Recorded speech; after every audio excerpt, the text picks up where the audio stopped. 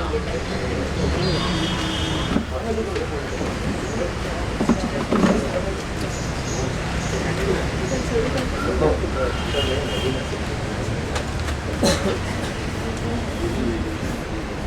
Morning.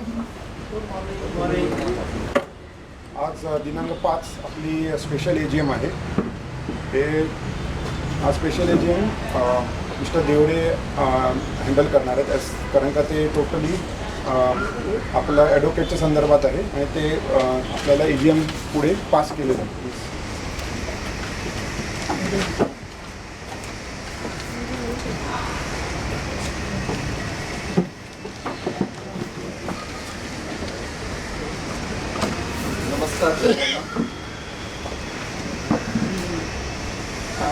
Legal adviser म्हणून आपण अनूप मेहता यांची निवड केलेली आहे आणि त्यांना आज आपण बोलवलेलं आहे. बेसिकली हे की ते त्यांचं रिडेव्हलपमेंट होतं, जेही कार्य आणि जे ब्रीफिंग आपल्याला थोड्या प्रमाणात आणि मोजक्याच याच्यात पाहिजे आहे त्या हिशोबाने ते आज करून घेतले. त्यांचा लीगल याच्यातला बेसिकली रिडेव्हलपमेंटचा जवळजवळ मोर दॅन 37 इयर्सचा एक्सपिरियन्स आहे आणि he is available in Hindu colony. I will now request आणि जी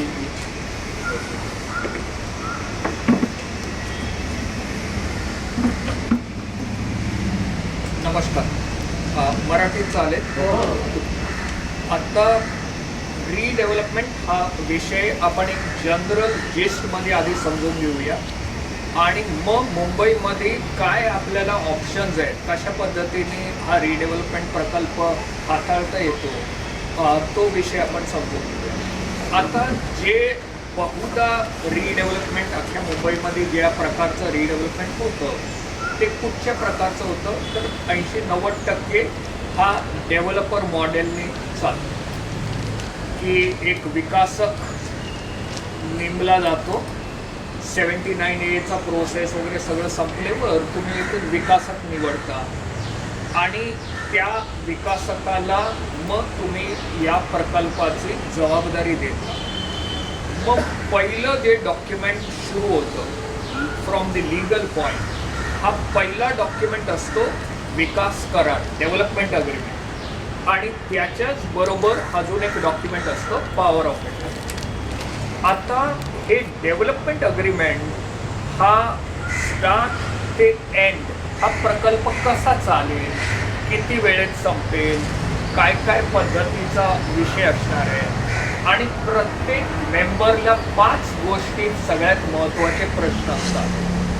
पहिला प्रश्न असतो मला एरिया, ॲडिशनल एरिया किती मिळणार, कारण आपल्याला मुंबईमध्ये प्रत्येक फ्लॅटमध्ये एक रूम तर कमी पडतोच.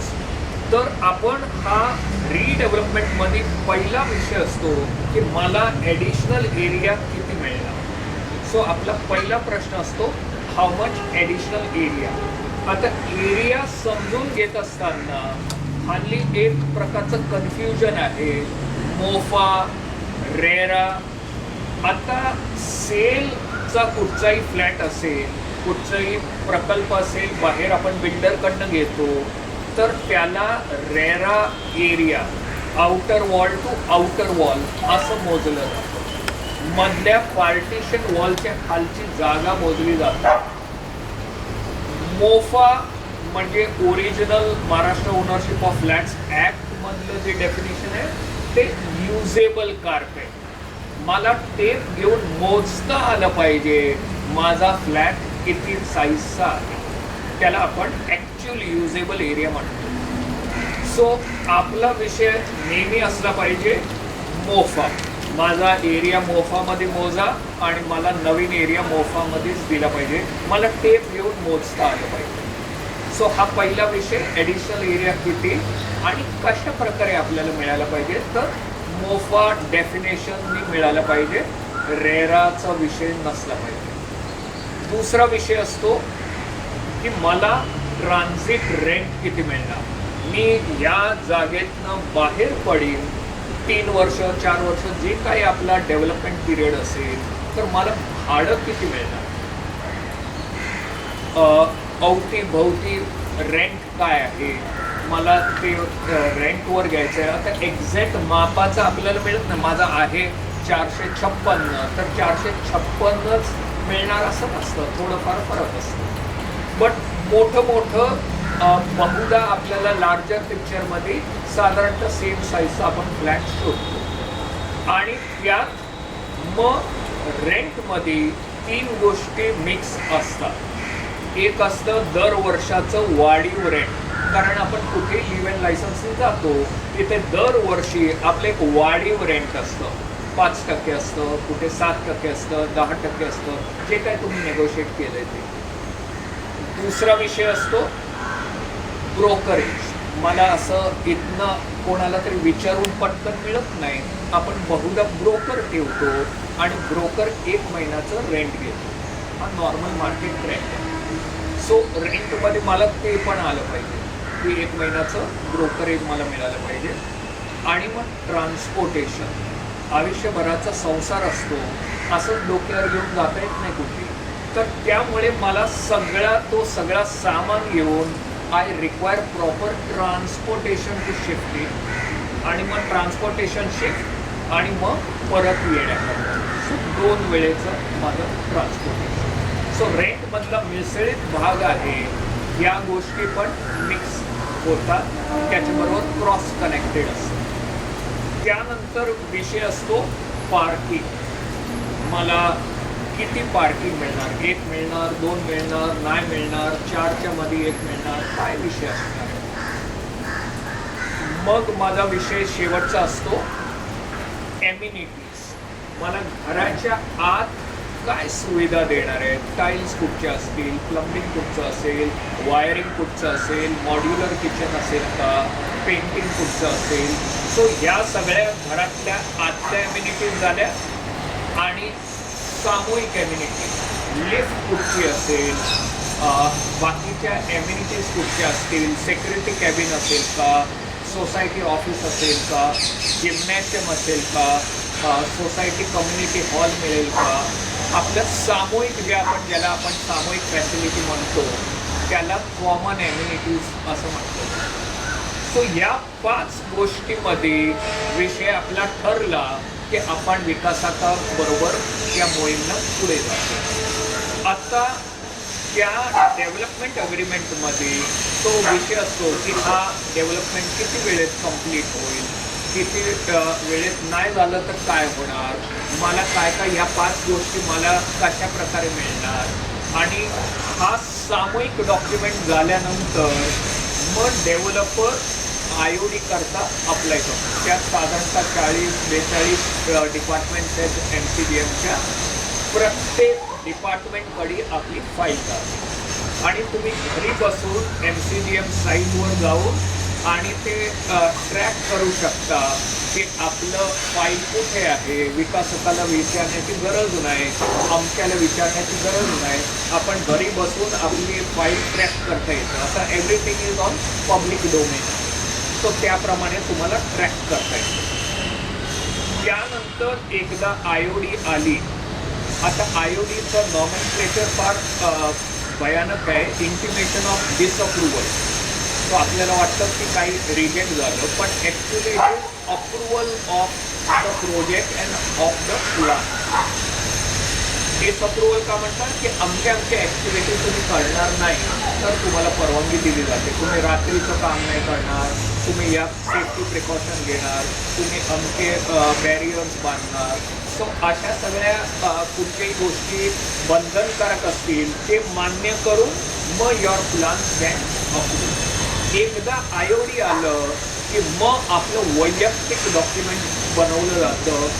PAAA, permanent alternate accommodation agreement. हे आपलं वैयक्तिक डॉक्युमेंट. माझं स्वतःचं डॉक्युमेंट असलं पाहिजे. माझं टायटल डॉक्युमेंट ते असतं, त्यात माझा नॉमिनी असला पाहिजे, त्यात मला मिळणारं रेंट आणि हे सगळं त्यात नमूद केलं पाहिजे. मला त्याप्रमाणे तो सगळा विषय त्यात हाताळला पाहिजे.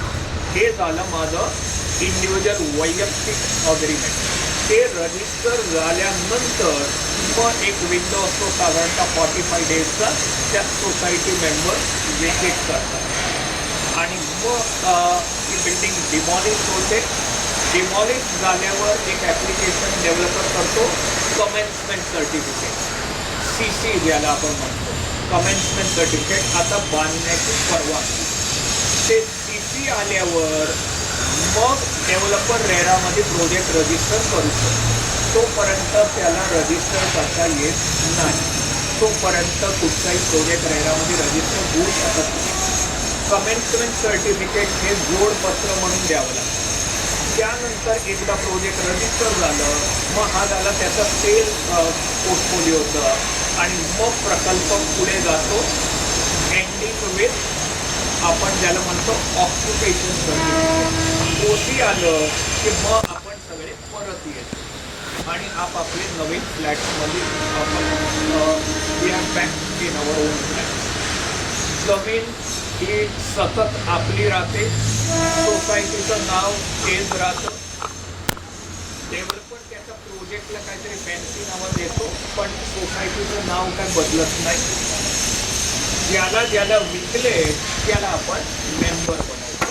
सो त्या पद्धतीने तो विषय त्यानंतर आपण त्यांना ॲडिशनल मेंबर म्हणून घेतो ज्याला ज्याला विकले गेले, आणि मग आपल्या सोसायटीची मेंबरशिप तशी वाढते. आता हा झाला नॉर्मल आपलं मॉडेल. मग महाराष्ट्र शासनाने खूपसं विषय प्रोत्साहित करण्याकरता सेल्फ रिडेव्हलपमेंट, तुम्ही स्वतःचं बिल्डिंग, तुम्ही विकासक नका ठेवू, स्वतःची बिल्डिंग डेव्हलप करा. सो त्याला सेल्फ रिडेव्हलपमेंट मॉडेल म्हणून पुटअप केलं, आणि त्या प्रोसेसमध्ये सोसायटी स्वतः डेव्हलपर राहते आणि आपण एक कॉन्ट्रॅक्टर नेमतो, आणि त्या कॉन्ट्रॅक्टर थ्रू आपण हा अख्खा प्रकल्प बनवायला घेतो. आता त्याच्यात फायनान्स हा सगळ्यात चॅलेंजिंग विषय असतो, आणि त्यामुळे तुम्हाला तुमची लँड आणि तुमचे डेव्हलपमेंट राईट्स हे आपण मॉर्गेज करतो. आता ग्रेटर मुंबई कोऑपरेटिव्ह बँक वगैरे अशा बँक्स आहेत की ज्या या गोष्टी फायनान्स करतात, आणि मग तुमची मॅनेजिंग कमिटी हे अख्खा प्रोजेक्ट मॉनिटर करते, आणि त्या कॉन्ट्रॅक्टरवर देखरेख ठेवत मग सगळा फायनान्शियल भाग आपल्या हातात असतो. फ्लॅट विकणं, रेरामध्ये प्रोजेक्ट रजिस्टर करणं, प्रोजेक्टवर लक्ष ठेवणं, प्रोजेक्टचं सगळं डॉक्युमेंटेशनची जबाबदारी करणं, लोन रिपेमेंटचं बघणं, आणि फायनान्शियल कॅश फ्लो मॅनेज करणं, हा भाग मॅनेजिंग कमिटीने हाताळायचा असतो आणि मॉनिटर करायचं असतं. आपण एक कॉन्ट्रॅक्टर ठेवतो आणि तो कॉन्ट्रॅक्टर त्या पद्धतीने कन्स्ट्रक्शन कंक्लूड करतो. हे झालं एक स्टँडर्ड मॉडेल. मग आता हायब्रिड मॉडेल आलं की काही विकासक म्हणतात आम्हाला तुम्ही कॉन्ट्रॅक्टर म्हणून घ्या, DMA मॉडेल की डेव्हलपमेंट मॅनेजर म्हणून मला अपॉइंट करा, मला अनुभव आहे बिल्डिंगचा, कॉन्ट्रॅक्टर नाही, developer comes under the guys of a development manager, त्याला डेव्हलपमेंट मॅनेजर म्हणून अपॉइंट करतो आणि मग या मॉडेलने चालवतो. याच्यात अनेकदा डेव्हलपर्स मी माझे इन्व्हेस्टर घेऊन येईन, माझे फायनान्सर्स घेऊन येईन, तर तुम्हाला मग लोन वगैरे हा विषय देण्याची गरज नाही. मी माझा फायनान्सर घेऊन येणार आणि तो हा प्रोजेक्ट फायनान्स करणार आणि मग मी बिल्डिंग बनवणार, तुम्हाला तुमचे फ्लॅट्स देणार, मग उर्वरित अमके फ्लॅट आहेत ते मग मी ठेवणार ॲज माय फीज आणि मग त्याप्रमाणे I will sell those and I will recover from that. आता हे 3 आपले मॉडेल आहेत.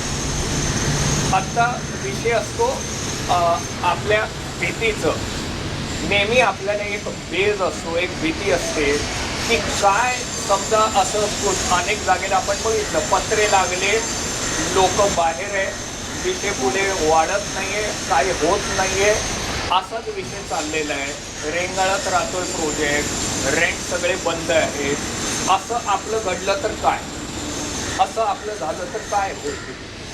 तर आता आपण आपल्या काही रिस्क गोष्टी समजून घेऊ. पहिलं तर there is no 100% safe model असं नसतं.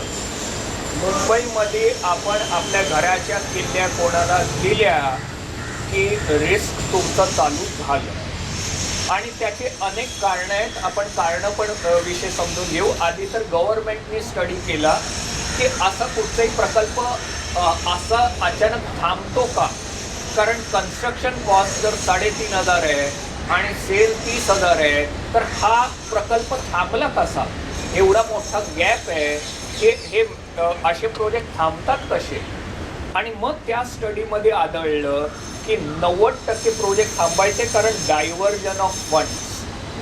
फ्लॅट बुकिंगला जे पैसे मिळाले ते डेव्हलपर घेऊन आणि शेअर मार्केट, नवीन इन्व्हेस्टमेंट, अमक्या जागेला इन्व्हेस्ट केलं. आता तिथे काहीतरी मार्केट क्रॅश झालं, डेव्हलपरचे पैसे संपले आणि मग प्रोजेक्टचे डायव्हर्ट केलेले पैसे सगळे तिथे अडकले आणि मग अख्खा प्रोजेक्ट अडचणीत गेला. त्यामुळे सरकारने आणलं रेरा, महाराष्ट्रामध्ये आहे महारेरा, की एक डेडिकेटेड अकाउंट ठेवायचा. कुठचेही पेमेंट आले ते 70% त्यात फ्रोझन झाले पाहिजे आणि त्यातनं मग ते चार्टर्ड अकाउंटंट थ्रू मॉनिटर झाले पाहिजे आणि त्या प्रकल्पालाच गेले पाहिजे. Developer can remove only 30% for his use. बाकी हे 70% त्या प्रोजेक्टमध्येच राहिले पाहिजे आणि प्रोजेक्ट पुरतेच वापरले पाहिजे. सो ह्या पद्धतीने रेरा महारेरा डिपार्टमेंट आलं. प्रत्येक प्रोजेक्ट 1 फूट पण विकायचं असेल तर तुम्हाला रजिस्टर करावं लागेल. सो त्याप्रमाणे ते अख्खं मॉडेल डेव्हलप झालं महारेराचं. आणि त्या बेसिकली ज्या 2 गोष्टी होत्या ज्या गव्हर्नमेंटला आढळल्या की यामुळे प्रकल्प थांबतात, एक डायव्हर्जन ऑफ फंड आणि दुसरं होतं टायटल. जमिनीच्या टायटलमध्ये घोटाळा आहे, फ्रॉड आहे, फॉर्जरी आहे, काहीतरी जमिनीच्या टायटलमध्ये काहीतरी गडबड कोणीतरी केलेली आहे आणि मग ते चॅलेंज होतं आणि विषय कोर्टात थांबतो. अदरवाईज आता सुप्रीम कोर्टपर्यंत त्या लोकांनी एक नियम ठेवला आहे की एकदा रिडेव्हलपमेंटमध्ये 51% ठरवलं मग त्या प्रकल्पाला स्टे ऑर्डर द्यायचा नाही. सो त्यामुळे कोर्टातले स्टे ऑर्डर बंद झाले.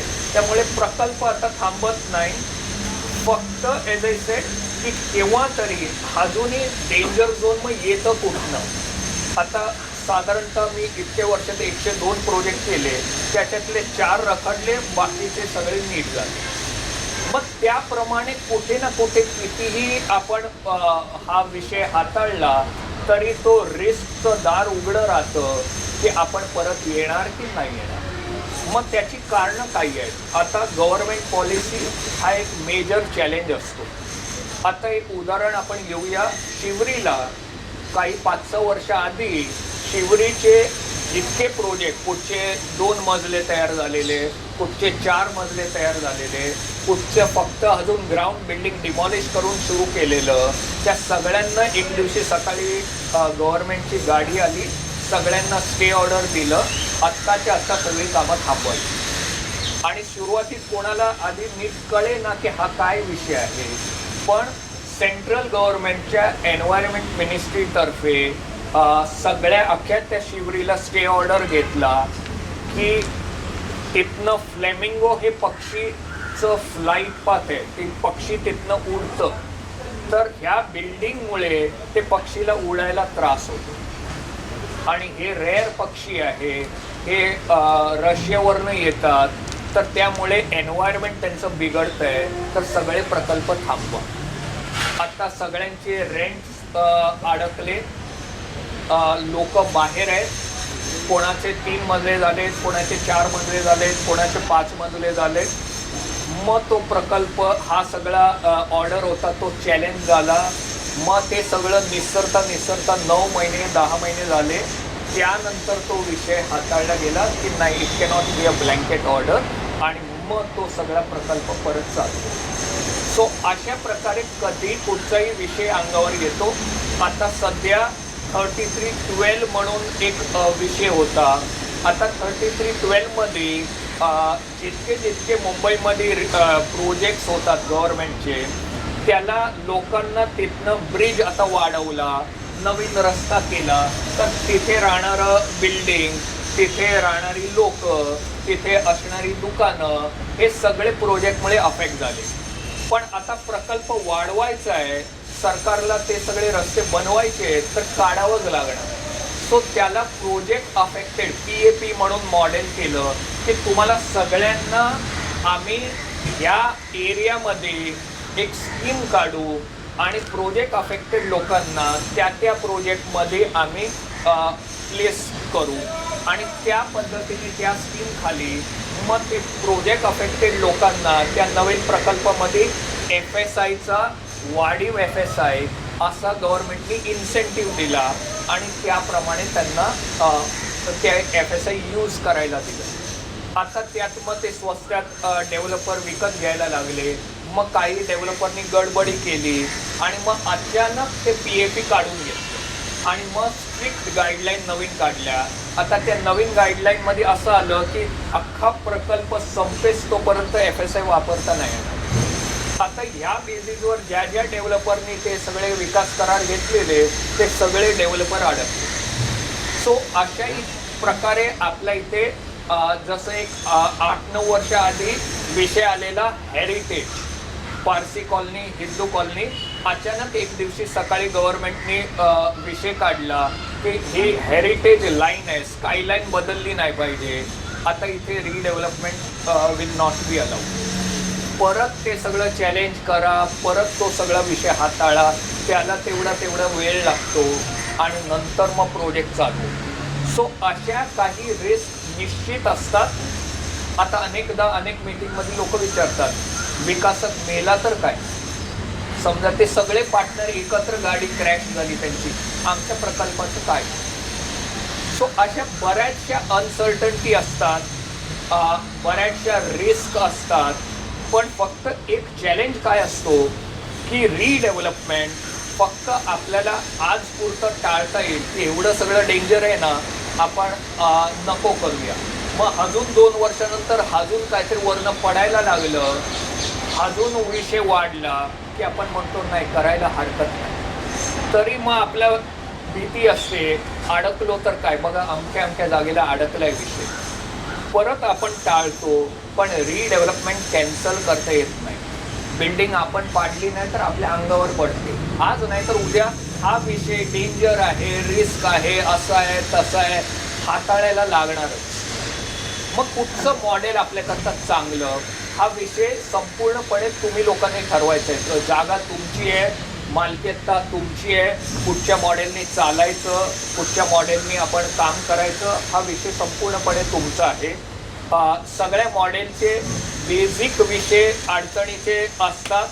डेव्हलपर असेल, डेव्हलपमेंट मॅनेजर असेल किंवा कॉन्ट्रॅक्टर असेल, आपली जर अशी काही समज असेल की आपल्याला कोणालाही आपला ताबा असतो, कोणालाही कधी काढता येतो, तर आपण हा विषय कुठेतरी मिसगाईड होतो. एक समजून घ्या, एका ड्रायव्हरला काढायला आम्हाला 3 वर्ष लागली. ड्रायव्हरला नोकरीमधनं काढायला माझ्या क्लायंटला 3 वर्ष लागली.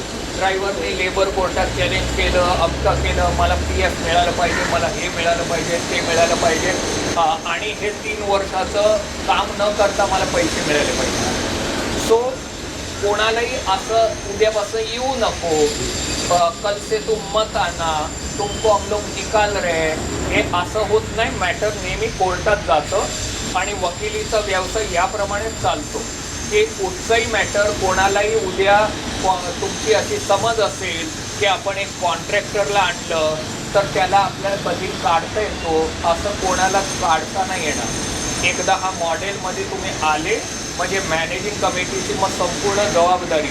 गच्चीवरनं माणूस सरकला आणि मेला, मॅनेजिंग कमिटी आणि कॉन्ट्रॅक्टर हे सगळ्यांनी आत फिरून यायचं. हा विषय समजून घेतला पाहिजे की असं तुमची ती पूर्ण तयारी पाहिजे की सोसायटी पूर्णपणे याच्यात सगळे मेंबर 100% हँड्स ऑन याच्यात कामात येतील. मग त्याप्रमाणे तुम्ही मॉडेल सिलेक्ट करा. काही अनेक प्रकल्प झालेले आहेत सेल्फ रिडेव्हलपमेंट. प्रत्येक मेंबर फुल टाईम त्याच्यात इन्व्हॉल्व झालेलं आहे की 100% आपण फुल इन्व्हॉल्व होऊ. आपण सगळे मेंबर तिथे बसून कामं करू. आपण संपूर्णपणे हा विषय सगळ्यांनी मिळून हाताळायचा आहे. आपण सगळ्यांनी आपापले फ्लॅट मॉर्गेज करून फायनान्स घेऊन आपण त्या पद्धतीने फ्लॅट कितीला विकायचं आहे. पुढे जाऊन मग भांडणं चालू होतात. आपण कॅश कसं देणार? अहो आपण कॅश घेतले पाहिजे. माझ्याकडे गिराईक आहे, चांगला रेट देतोय. अहो पण कॅश कसे मॅनेज करणार आपण? याला हफ्ता द्यायचा आहे. नाही तो कॉन्ट्रॅक्टर म्हणतो वो भी इसमें मेरा फी में आ गया, उसको 4 लाख हफ्ता देना पडेगा. मग ह्या सगळ्या गोष्टी संपूर्णपणे एकमेकाचा विश्वास असला पाहिजे. मग समजा आपण कोणाला 5 लाख कॅश दिले तर दिले, मग तो विश्वास असला पाहिजे की त्यांनी योग्य जागेला दिलं. सो असं तुमची सगळ्यांची पूर्ण तयारी असेल तर यातले कुठचेही मॉडेल घ्या, नीटपणे होणार. पण त्यात जो विषय 100% तुमचं सगळ्यांचं इन्व्हॉल्वमेंट नसेल, फायनान्सची सगळी गोष्ट नसेल, जागा आपली मॉर्गेज होते, अशा गव्हर्नमेंटच्या कुठच्या स्कीम आल्या, त्यांनी प्रोजेक्ट 4 वर्ष जसा डेव्हलपर डिले होतो तसा आपण पण डिले होऊ शकतं. मग रेंटची तयारी असली पाहिजे. आपलीच मंडळी सगळी बाहेर असते, त्यांना वेळोवेळी रेंट मिळालं पाहिजे, सगळ्या गोष्टी मिळायला पाहिजे. या सगळ्या गोष्टीची बारकाईने आपलं रिसर्च असलं पाहिजे, इन्व्हॉल्वमेंट असलं पाहिजे. मग कुठचंही मॉडेल घ्या, 100% मॉडेल चांगल्या पद्धतीने चालतं. मॉडेल स्वतःहून चालत नाही, लोकांनी चालवावं लागतं. सो ज्यांना ही सगळी अडचणी नको मग ते डेव्हलपरला अपॉइंट करतात. त्यात रिस्क आहे का? सगळ्या स्कीममध्ये रिस्क आहे. असं 100% आम्हाला एकदा it was a very prestigious south Mumbai building होती. ते म्हणाले आपल्या डेव्हलपमेंट अग्रीमेंटला आपण 4 ओपिनियन घेऊन फायनल करू. सो आम्ही सुप्रीम कोर्टचं मुकुल रोहितगी म्हणून आहेत, साळवे म्हणून आहेत, या सगळ्यांना 20-20 लाख रुपये आम्ही फी दिली आणि त्याप्रमाणे वेट केलं. अजून ते मॅटर कोर्टात आहे. सो असं अमक्यानी केलं म्हणजे तो विषय संपला असं नाही आहे. आपल्या इथे प्रोसेस ड्रिवन, आपल्या ब्रिटिशचा कायदा काय आहे? Process driven. प्रोसेस असतो. कोणाला काढायचं आहे त्याला एक प्रोसेस आहे, प्रोसेस पाळा. कोणालाही काय करायचं आहे कोर्टात जा, कोर्टाचा प्रोसेस पाळा. त्या प्रोसेसप्रमाणे गेलं पाहिजे. सो तुम्हाला काय काय हाताळता येईल त्याबद्दल तुम्ही खात्री करून घ्यायची की 100% आपल्याला हे सगळ्या गोष्टी हाताळता येतील. कारण जे सेल्फ रिडेव्हलपमेंट आहे त्याच्यात there is no fix documentation, there is no separate law for that. तुमचा अधिकार आहे तो. माझी बिल्डिंग आहे, मी बांधणार, माझा अधिकार आहे तो. माझी जमीन आहे, मी बांधणार, मला कोणी बाहेरचं माणूसच नको. जसं मी घरातलं काम मॉनिटर करीन तसं आम्ही प्रोजेक्टचं काम मॉनिटर करू. सगळं आम्ही एकत्र, अख्खी सोसायटी युनायटेड आहे, एकत्र मिळून करू. तर ऑफकोर्स त्या मॉडेलने होतं काम. पण मग त्यात कधी असा रिव्हर्स विषय करता येत नाही. अडचणी कुठे होत्या? थोडंसं पुढे गेल्यानंतर मग काहीतरी खटपट होते. मॅनेजिंग कमिटी म्हणते आमचा राजीनामा. आता बिल्डिंग डिमॉलिश झाली आहे, तुमचा राजीनामा घेऊन जायचं कुठे? मग तुमची अडचण होते. रेंट दुसऱ्या दिवसापासून सगळ्यांचे बंद होतात, लिगल इश्यूज होतात आणि मग तो चॅलेंज होतो. मग ब्लेम गेम चालू होते. तुमच्यामुळे हे झालं, आमच्यामुळे हे झालं. सो सगळ्यामध्ये सगळ्या गोष्टीची युनिटी असेल, 100% त्या पद्धतीने काम करता येणार असेल तर तुमचं चॉईस आहे. त्यात तुम्हाला निश्चित जास्त जागा मिळते. कारण सिंपल हिशोब आहे, डेव्हलपरचं प्रॉफिट आपण काढला तर निश्चित आपली जागा प्रॉफिट वाढतो, निश्चित आपला एरिया वाढतो, निश्चित आपले इन्कम वाढणार. पण त्याच्या समोर आपल्याला हे हाताळता आलं पाहिजे, हे सगळं हँडल करता आलं पाहिजे. ह्या सगळ्या ज्या रिस्क असतात त्या घेता आल्या पाहिजे. त्यात मग मला वेळ नाही आहे आज यायला, मी जॉबवर आहे, हे असं कोणी सांगून चालणार नाही. मग सगळे तुम्ही मिळून काम करा. 100% सुंदर मॉडेल आहे. तुम्हाला सगळ्यांना 15% 20% जागा जास्त मिळणार. पण ती तयारी पाहिजे. मग त्यात असं रिलक्टंट आणि 100% तुमची युनिटी पाहिजे. कारण बँक लोन वगैरे 100% कन्सेंट शिवाय आपल्याला बँक लोन मिळणार नाही. खिशातनं आपल्याकडे पैसे नसतात. डेव्हलपर जर पैसे टाकणार असेल तर तो असे डॉक्युमेंट बनवतो की आपल्याला ओरिजिनल डेव्हलपर परवडला. कारण त्याचे इन्व्हेस्टर असतात, ते म्हणतात उद्या मॅनेजिंग कमिटी बदलली आणि या कॉन्ट्रॅक्टरला काढला, मग आमच्या पैशाचं काय. सो इतक्या डॉक्युमेंटमध्ये बांधून घेतात. प्रत्येकाला आज आपण कोणाला लाख रुपये लोन देतो तर बँक केवढे 100 डॉक्युमेंट साईन करून घेते का? कारण त्यांना ते पैसे परत आले पाहिजे. सो त्याप्रमाणे अनेकदा आपण सगळे मॉडेल पद्धतीशीर स्टडी केले आणि त्यात तुम्ही जे मॉडेल तुम्हाला आवडलं त्या पद्धतीने त्याकरता करणारी कामं हे सगळं एकत्र आणून केलं तर 100% तुमचा सक्सेस निश्चित आहे. पण हा जो भाग मी सांगितला, जे माझे अनुभव आहेत की 2 प्रोजेक्टमध्ये वी ट्राईड दिस मॉडेल आणि मग ते दोन्हीमध्ये आम्हाला अडचण आली की मॅनेजिंग कमिटीमध्ये काहीतरी डिस्प्यूट होता, माझा राजीनामा, मेरे को ऐसा क्यों बोला.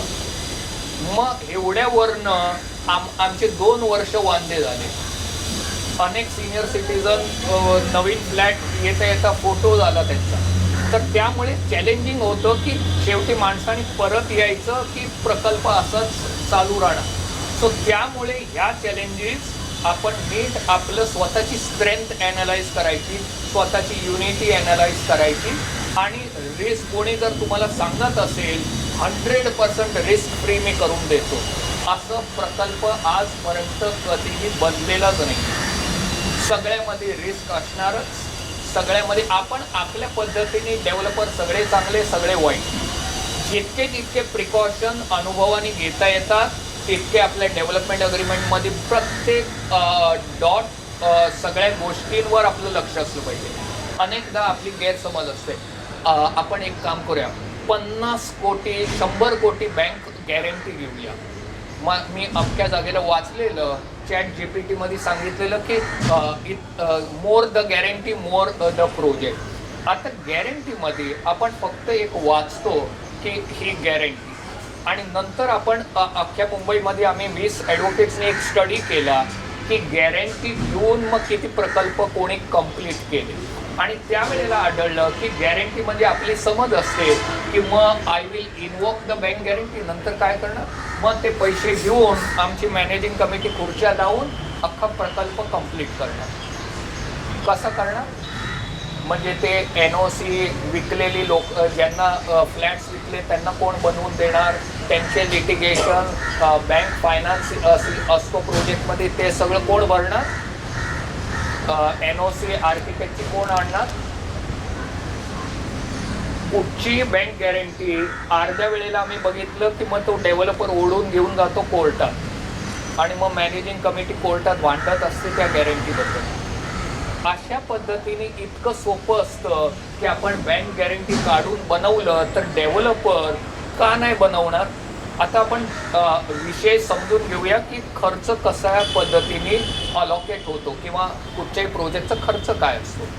आता एकदा तुम्हाला सगळ्यात मोठा साधारणतः 25 ते 30% तुमचा खर्च कुठे असतो, IOD, under the table, over the table. साधारणतः अख्ख्या प्रोजेक्टचा 30%च्या अवतीभवती तुमचा IOD CC मध्ये खर्च होतो, अगदी प्रिलिमिनरी. आता IOD मध्ये समजा 25% खर्च झाला डेव्हलपरचा, तर आता समजा आपण सगळे डेव्हलपर आहे, आपण ह्या प्रकल्पामध्ये 10 कोटी खर्च केले, 15 कोटी IOD आणण्यामध्ये. आता आपण प्रोजेक्ट दिले कशा करता करणार याची आपण डिस्कस करूया की का आपण हा प्रोजेक्ट मग असं आपण का बसून राहणार. आपले 15 कोटी जर आपण याच्यात टाकले, आपण विकासक आहे, आपण का थांबणार, कोणीतरी बँक गॅरंटी घेऊन बांधणार याची आपण का वाट बघणार. काहीतरी महत्त्वाचा विषय घडला असेल ना की असंच डेव्हलपर जाने दो 25 करोड आपण बैठे, रोजचं पर डे 2% व्याज असतं. सो मार्केट व्याज हे 2% असतं.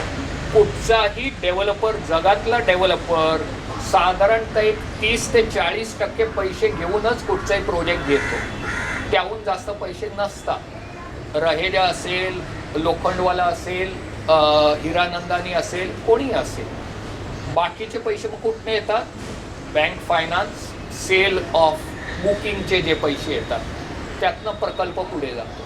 सो IOD पर्यंतचे पैसे सगळे डेव्हलपर तयार ठेवतात, स्वतःचं फायनान्स आणणार. IOD नंतर एकदा प्रोजेक्ट रेरामध्ये रजिस्टर झाला मग प्रकल्पाला फायनान्स मिळू शकतो. सो त्या पद्धतीने आपण आपलं मॉडेल बघितलं पाहिजे. तर काय नॉर्मल माझ्या अनुभवाने विषय मला आत्तापर्यंत जर मी तुमचा मेंबर असतो तर मी काय विषय बघितला असता. सगळ्यात महत्त्वाचा विषय 2 गोष्टी असतात. जो डेव्हलपर सगळ्या गोष्टीला होकार म्हणतो तो सगळ्यात वाईट डेव्हलपर, कारण त्याला हिशोबच कळत नाही, कारण त्याला गणितच कळलं नाही आहे. आणि ज्या डेव्हलपरला गणित कळतं तो प्रत्येक गोष्टीवर बार्गेन करणार नाही. 35% के ऊपर नहीं दे पाऊंगा रेंट. अरे इथे आमचं 120च्या खाली आम्हाला मिळणार नाही, 100 रुपये के ऊपर नाही दे पाऊंगा, कारण त्याला गणित कळतं. शेवटी हा विषय ॲरेथमॅटिकचा आहे.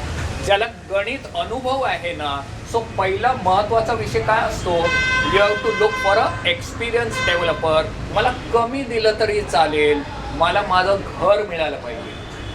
रेंटमध्ये 10 रुपये मी घरचे खर्च केले, त्यांनी मी काय रस्त्यावर नाही आहे, पण मला घर मिळालं पाहिजे. घर नाही मिळालं तर रस्त्यावर येईल. सो त्यामुळे अनुभवी डेव्हलपर आणला तर त्याच्या अनुभवाने त्याचं कॅल्क्युलेशन असतं की 30% आतापर्यंत टाकलेत, एवढं बफर आहे, त्याचा मग स्पीड असतो. जितका त्याचा प्रॉफिट रिझनेबल असतो तिथे तो फास्ट स्पीड येतो. जिथे तो वाटेल ते होकार देऊन बसलेला असतो त्या गणितमध्ये प्रोजेक्ट मग बसत आणि मग प्रोजेक्ट त्याप्रमाणे अडकतो. कारण सगळ्या गोष्टीला हा सबक जोरनं या बाजूला यायचं आहे, दादर में एक प्रोजेक्ट करने का मेरे को. सो त्यामुळे सब चीज में हाँ बोल दो, बाद में देखा जाएगा. असं करून कसंही प्रोजेक्ट. आणि आपल्याला असं वाटतं बघा, आपण तुम्ही म्हणत होते एवढ्याला कोणी होकार देणार नाही, बघा 150 रेंटला हो सांगितलं त्याने हो सांगितलं कारण त्याला मुद्दलच द्यायचे नाही, त्याला गणित कळलंच नाही आहे प्रोजेक्टचं. प्रोजेक्ट ॲरेथमॅटिकवर चालणार, गणितवर चालणार. एवढा हा एरिया आहे, मग तुमचा PMC गणित काढतो की आपल्या फिजिबिलिटीमध्ये एवढं गणित बसणार. प्रोजेक्टला एक गणित असतं, सेटबॅक किती जाणार, हाईट किती मिळणार, दुसरं रेल्वेचे काय इश्यू आहेत का, आजूबाजूला काय आहे, केवढी जागा सोडावी लागेल, फायर ब्रिगेडची एंडपर्यंत जागा सोडावी लागेल, मध्ये मग टावर केवढा होणार, त्या पद्धतीने गणित असतं. मग त्याला रिव्हर्स गणित असतं की इनिशियली किती लागणार, परमिशन्स किती लागणार. अनुभव असतो, त्याला माहीत असतं की माझे हे परमिशन एवढ्या वेळात येईल. सो अनुभवी डेव्हलपर असेल, आपले डिमांड्स रिझनेबल प्रॉपरली PMCने गाईड केलं असेल की इतकं असेल तेवढं रिझनेबल मागं तुम्हाला पाहिजे ते. आणि मग त्या 5 गोष्टी आपण सुरुवातीत बोललो, area, rent, corpus, parking, amenity, या सगळ्यामध्ये तुम्ही मिळून ठरवलं पाहिजे की सगळ्यात महत्त्वाचा विषय घट्ट धरून ठेवायचा तो कुठचा ठेवायचा. मग आपण आपलं ठरवायचं की आपण एरिया घट्ट धरूया, बाकीमध्ये थोडं बार्गेन करून विषय संपतो. सगळ्या गोष्टी आपण सांगणार त्याप्रमाणे मिळणार असं होऊ शकत नाही. सो अमुक कुठचे विषय आपण घट्ट धरायचे ते आपण ठरवायचे, आपल्याकरता काय महत्त्वाचं आहे. सो त्याप्रमाणे तुम्ही लोकांनी मिळून, मालक तुम्ही आहे, कुठची स्कीम घ्यायची, सेल्फ रिडेव्हलपमेंट करायचं, DMA मॉडेलनी जायचं. सगळ्या मॉडेलमध्ये रिस्क आहेत, सगळ्या मॉडेलमध्ये अडचणी आहेत, सगळ्या मॉडेल चाचपटत पुढे चालले. सो ते नवीन मॉडेल आहेत, त्याला तुमची युनिटी असेल तर निश्चित हाताळलं पाहिजे की 100% सगळ्यांची खात्री आणि इन्व्हॉल्वमेंट होणार, तर निश्चित करा. पण त्यात अशी अर्धी तयारी असेल, कोणीतरी आपलं काम करून देणार. आपलं काम कोणीतरी करून देत नाही, आपलं काम आपल्यालाच करावं लागतं. वो कॉन्ट्रॅक्टर रख दिया है वो अभी देख लेगा असं ना. रोज यावं लागतं, रोज मॉनिटर करावं लागतं, रोज बघावं लागतं. एक ग्रुप असतो तुमच्यातला, तो ब्रोकर बरोबर सेलचा विषय बघणार. एक तुमच्यातला ग्रुप असेल तो बँकेमध्ये जाऊन बँक लोनचं बघणार. एक ग्रुप असणार आहे तो टेक्निकल विषय डिपार्टमेंटचे मॉनिटर करणार. असं तुम्ही अख्खी सोसायटीमध्ये असे गट पाडून असं सगळ्यांनी मिळून असा विषय घेतला तर तुम्हाला निश्चित तुमचा तो प्रॉफिट वाढणार. पण ती तुमची तयारी नसेल, कोणीतरी आपलं काम करेल, मग आपलं अपन उसको पोजेशन तो अपने पास रहेगा, कभी भी उसको निकाल देंगे. अशा प्रोजेक्टमध्ये ते 2 प्रोजेक्टमध्ये आम्ही ठेवलेले, दोन्ही प्रोजेक्टमध्ये व्याज सकट आम्हाला द्यावे लागले त्या कॉन्ट्रॅक्टरला आणि मग आमची मान सोडली. सो असं कोणी असं तुम्ही कल से मत आओ असं सांगून तो गेला. आपल्या इथे प्रोसेस असतो, प्रोसेस कोर्टात चालतो आणि कोर्टात तारीख घेणं यावर आमचे PhD असतात. सो त्या पद्धतीने विषय खूप नाजूक असतो. पण आपल्या तयारीमध्ये आपण केवढी तयारी आहे आपली, ती तयारी असली पाहिजे. अनेकदा आपली तयारी नसतो, आपण कुठेतरी मॉडेल वाचतो, कुठेतरी पुस्तकात वाचतो, व्हॉट्सअपमध्ये बघतो आणि अनेकदा आपण मिसगाईड होतो की का आपण हे अशा पद्धतीने गेलं पाहिजे. इधर है वो ये बोल आहे, उधर मॉडेल ये चला है. मग सगळ्यांचा आम्ही स्टडी पण केला आहे की जिथे चाललं तिथे ही एवढी या पद्धतीने सोसायटी होती की त्या लोकांनी त्यांचे 32 लोक होते. सगळ्यांचे हे डिपार्टमेंट्स होते की यांनी हा डिपार्टमेंट बघायचा, ते हे आणि कोणी मला वेळ नाही आहे, माझी घरची कामं आहेत, मैं सुबह संडे आहे आज, असला विषयच नाही. ते 3 वर्ष तपश्चर्या केली आणि मॉडेल तयार झालं. सो असं नाही की होतच नाही, पण ती तयारी नसते ज्यांची, त्यांचं कतल निश्चित आहे. सो त्याप्रमाणे अर्धवट काहीतरी गेलं मग अडचण होते. मग धड आपण इथले नाही, धड इथले नाही आणि मग आपली लाचार अवस्थेत आपण डेव्हलपर शोधतो. पण डेव्हलपर आपल्याला एकदम बार्गेन करून ठेवतो, कारण त्याला माहीत असं माझी लाचारी आहे, माझे रेंटल बंद आहेत, मला आता उपाय नाही.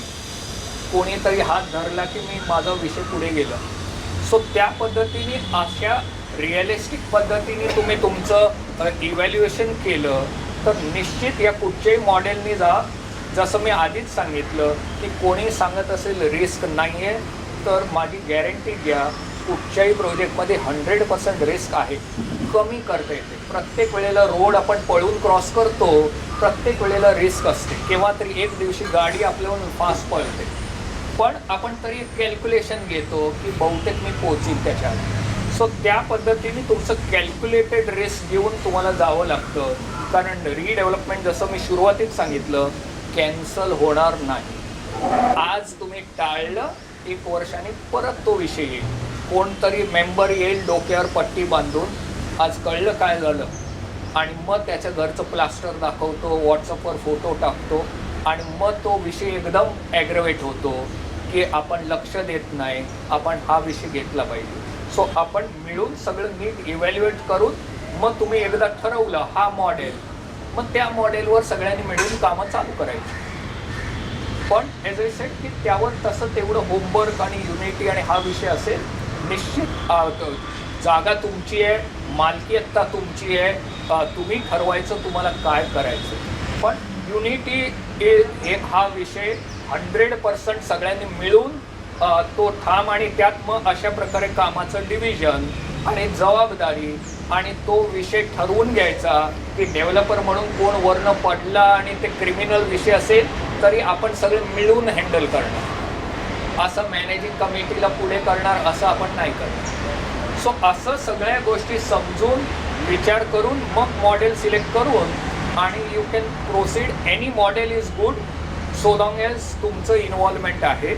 आणि ॲज आय सेड ही तयारी असेल तर मुंबईमध्ये असं नाही आहे की हा मॉडेल होत नाही. रोज नवीन नवीन मॉडेल तयार होत आहेत, दररोज काहीतरी डेव्हलपर्स नवीन आणत आहेत. अमुक आता डेव्हलपर मोठे डेव्हलपरने नाव द्यायचं चालू केलं आहे. तुम हमारा नाम यूज़ करने का 2% हमको देने का, हम बोलेंगे ये प्रोजेक्ट हम लोग मॉनिटर कर रहे हैं. आणि नवीन आलेल्या कॉन्ट्रॅक्टरला एक मोठं नाव मिळतं, हिरानंदानी का मैं असोसिएट हूँ. पण कुठनं असोसिएट, पण ते ब्रँडिंग असतं की फ्रँचाईज देणार की तुम्हाला नाव वापरण्याचे आम्ही एवढे देऊ. सो त्या पद्धतीने मॉडेल अवेलेबल आहेत. पण PMC बरोबर नीट बसून इव्हॅल्युएट करून, कारण PMC हा फार स्पेशलाइज माणूस असतो, त्याच्याकडे हा फिजिबिलिटी, टोटल किती पैसे लागणार, बँक लोन्स, आपलं मॉर्गेज, लोन अमाऊंट्स असं सगळं तो सगळा विषय स्टडी करून मग तुम्ही यातलं कुठचंही चूज करा आणि then you can definitely move ahead. आणि सगळ्याकरता काही फिक्स डॉक्युमेंटेशन ऑलमोस्ट सेम लाईन्सवर आहे. जर आपण DMA मॉडेलने गेलो तर मॅनेजरचं एक आपण अग्रीमेंट करतो, विकास करार न करता डेव्हलपमेंट मॅनेजर अग्रीमेंट असं करतो आणि मग त्याला लिमिटेड पॉवर ऑफ अटर्नी जसं बिल्डरला देतो तसं त्याला देतो आणि त्या पद्धतीने सोसायटीच्या वतीने तो सगळी कामं करतो. सो अशा बरेचसे आणि आपण आपलं पण मॉडेल बनवता येतं. स्वतःचं काय कोणाचे सजेशन असतील की आपण अशा वेगळ्या पद्धतीने करूया तसं पण करता. असं याच्यात गव्हर्नमेंटचं पूर्ण सपोर्ट आहे. फक्त हा विषय जो गॅप पडतो तो फायनान्स, मॉर्गेज, इन्व्हॉल्वमेंट, मॉनिटरिंग, अनुभव हा सगळा मधला गॅप पडतोय. अदरवाईज गव्हर्नमेंटचा सपोर्ट पूर्ण असतो पण शेवटी गव्हर्नमेंट आहे. ती विषय किती सोपा दाखवतात पण बँकमध्ये गेल्यावर कळतं की आपल्याला फायनान्स मिळवता किती नाकी नऊ येते त्यांच्याकडे. बट त्या मॉडेलमध्ये दाखवतात की पटकन त्या बँकेने एवढे पैसे दिले पण ते मिळवताही वेळ लागतो. सो ह्या पद्धतीने नीट स्टडी करून कुठचीही गोष्ट केली निश्चित आपल्याला करते. आता कोणाचे काही प्रश्न असतील तर सांग.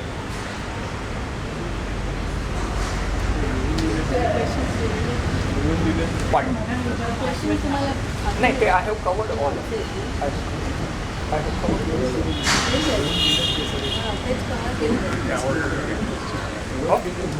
हो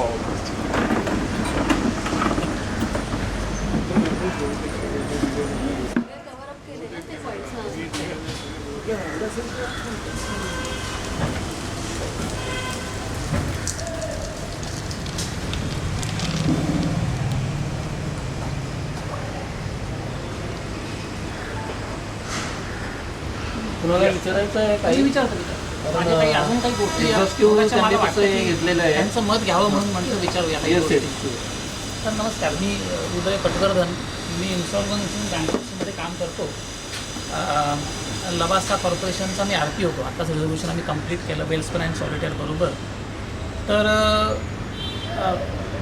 बरेच बिल्डर म्हणजे आमचे नेबर आहेत हे झाले, रोक्झिना रिअल इस्टेट झाले, मार्बल झाले किंवा निर्मल लाईफस्टाईल, RNA डेव्हलपर. तुम्ही कुठली मोठी नावं घेतली जे कालचे मोठे होते ते आज इन्सॉल्वन्सीमध्ये गेले. त्याचं कारण काय हा विषय आत्ता नाही, पण बऱ्याच वेळा फायनान्शियल मिसमॅनेजमेंट, कुठल्या तरी बँकेमध्ये झालेल्या फ्रॉडमुळे हे अडकले. जसे HDILमुळे अनेक लोक अडचणीमध्ये आले. तुम्ही त्या विषयात जात नाही, तुम्हाला माहिती असेल पूर्ण. सगळ्या सभासदांना मी नंतर सांगीनच. परंतु कुठल्याही मॉडेलमध्ये गेलं तिन्हीपैकी तर सेल्फ रिडेव्हलपमेंट तर मी कधी तुम्हाला सजेस्ट करत नाही.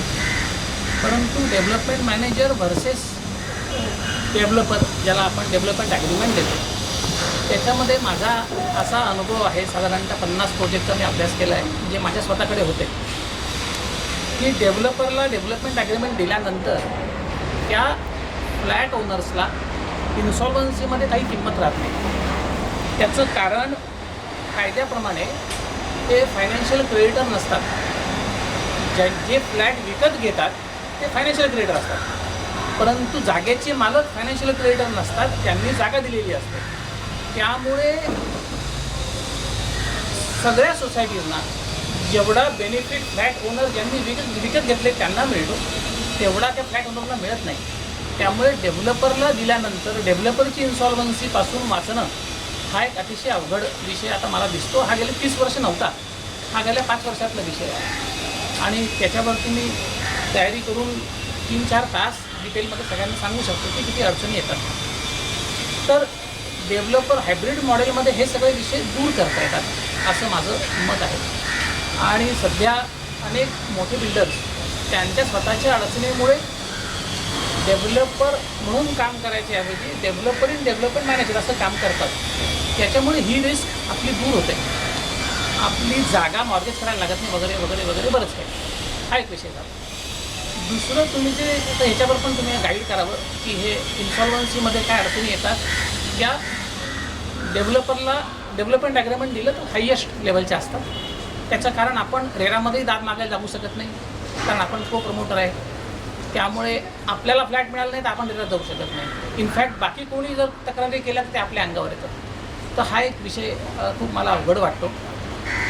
दुसरं जे तुम्ही लेबर इश्यूजचं म्हटलं तर मी तुमच्या मताशी सहमत नाही आहे की कोणी वरनं खाली पडलं तर मॅनेजिंग कमिटीला अटक होते. It doesn't happen like that. लगेच जाऊन तुम्हाला कोणी अटक करायला येत नाही. मी 10,000 फ्लॅट ओनर्सचे प्रोजेक्ट आतापर्यंत हँडल केले दिल्लीला आणि मुंबईला. काही अपघात झाला तर जरूर आपल्याला विचारतात की काय अडचण आहे, पण आपण पुरेशी काळजी घेतलेली असेल तर हे विषय येत नाही. तुमच्यासारखे उत्कृष्ट वकील आमच्यासोबत असताना आम्हाला कोणाला पोलिसांना सामोरं जाऊन काय करायला लागेल अशी वेळ शक्यतो डॉक्युमेंटमधून येणार नाही. आणि जर आपण प्रोसेसेसला कॉन्ट्रॅक्टर्स डेव्हलपर्स योग्य नेमले तर हा विषय येत नाही. तुम्ही उद्या म्हणाल की उद्या LNTमध्ये अपघात होत नाही का? LNT अपघात होतात. One of the best contractors in the country. त्यामुळे अपघात होईलची भीती ही रिस्क आहे, पण ती भीती नसावी असं मला तुम्हाला एक विनंतीपूर्वक सांगायचं आहे. ह्या 2 गोष्टी मला तुमच्यासमोर मांडायच्या आहेत. इनफॅक्ट मी काल सहज बघत होतो तुमचा 30-35 वर्षाचा अनुभव आहे, तेव्हा तुमचं 2002 सालचं हायकोर्टचं काठाऱ्यांचं मॅटर सारखं हायलाईट होतं. 30 वर्ष काही कोर्टात गेले 70 रुपयासाठी. तर त्याच्यातून समजतं की कोर्टामध्ये किती वेळ लागू शकतो. अर्थात तुम्ही ते रिझॉल्व्ह केलं, पण that just came up in Google search. या 2 गोष्टी आत्ता मला सुरुवातीला फक्त तुमच्यासमोर तुमच्या मार्गदर्शनासाठी मांडायच्या होत्या. निश्चित जसं मी आधी बोललो की कुठचंही मॉडेल हे रिस्क फ्री नाही आहे. आतापर्यंत असं मॉडेल बदलच नाही आहे, कारण शेवटी ह्युमन एलिमेंट ग्रीड हा सगळा विषय येतो. इन्सॉल्वन्सीमध्ये निश्चित इन टर्म्स ऑफ फायनान्स मिळत नाही, पण कदाचित तुमच्या लक्षात आणून देतो की टायटल माझे एवढे फ्लॅट्स असतील तर माझ्या फ्लॅटचं टायटल कुठे जाऊ शकत नाही. कोणीही डेव्हलपर कंप्लीट करायला आलं तर जे विकत घेणारे असतात त्यांना रिफंड पाहिजे असतं. त्यामुळे they go to the court for that insolvency. But माझं टायटल जाईल, माझी जमीन जाईल. I don't need to be doing anything. I have to get my building done again. I have to approach the civil court. That is not the case. आणि again explain development ॲग्रीमेंटवरून आपण जागा mortgage केली की ती जशी बँकेच्या मालकीची तशी होऊन जाते. त्यामुळे त्या डेव्हलपरच्या बॅलन्स शीटला आपली जी प्लॉट आहे ती सोन्याचा सेट ऑर डेव्हलपमेंट राहील. Absolutely not. तर मी तुम्हाला फॅक्ट नाही मी तुम्हाला उदाहरणासह कळवीन. आता हा तुमचं मत झालं. ते मत नाही सर, हा माझा अनुभव आहे. हो, अनुभव झाला तुमचा. त्यानंतर मी पूर्ण करतो. जेव्हा बँकेकडे अधिकार असतात आणि तो डेव्हलपर इन्सॉल्वन्सीमध्ये जातो तेव्हा जो काही इन्सॉल्वन्सीसाठी रिझोल्युशन प्लॅन बनतो त्याच्यामध्ये सगळ्या लोकांच्या जे त्यांना मोबदला मिळणार असतं त्याच्यामध्ये काटछाट होते. इनव्हेरिएबली 100% केसेसमध्ये 2 गोष्टी होतात प्लॉट ओनर्ससाठी. एक तर त्याचं जे रेंट मिळणार असतं ते बऱ्याच वेळा मिळत नाही, ते त्याला सोडून द्यावं लागतं, जे उशीर झालेलं असतं ते. कधी कधी एरिया कमी होतो आणि एक्स्ट्रीम केसेसमध्ये जर बिल्डिंग बांधून झाली नसेल तर कदाचित आजच्या कन्स्ट्रक्शन कॉस्टप्रमाणे डिफरन्स पण द्यावा लागतो. त्याच्यामुळे इन्सॉल्वन्सी हा एक खूप मोठा अँगल आहे डेव्हलपमेंट ॲग्रीमेंटच्या केसमध्ये, जो हायब्रिड मॉडेलमध्ये अजिबातच नाही आहे. एवढंच फक्त मला समोर मांडायचं होतं.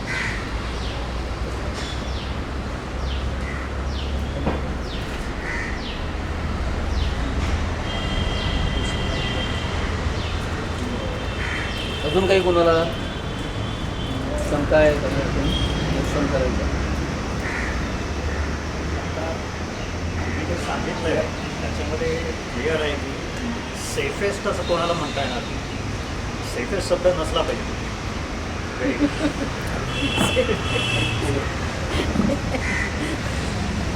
सगळ्यात रिस्क आहे.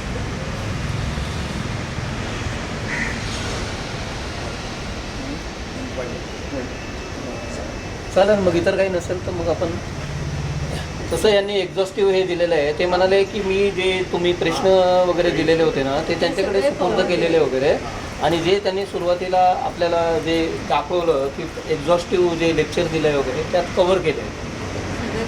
आणि पुढे मागे काही जास्त असेल तर आपण त्यांना मग नंतर फॉलोअप करून तो विषय घेऊया.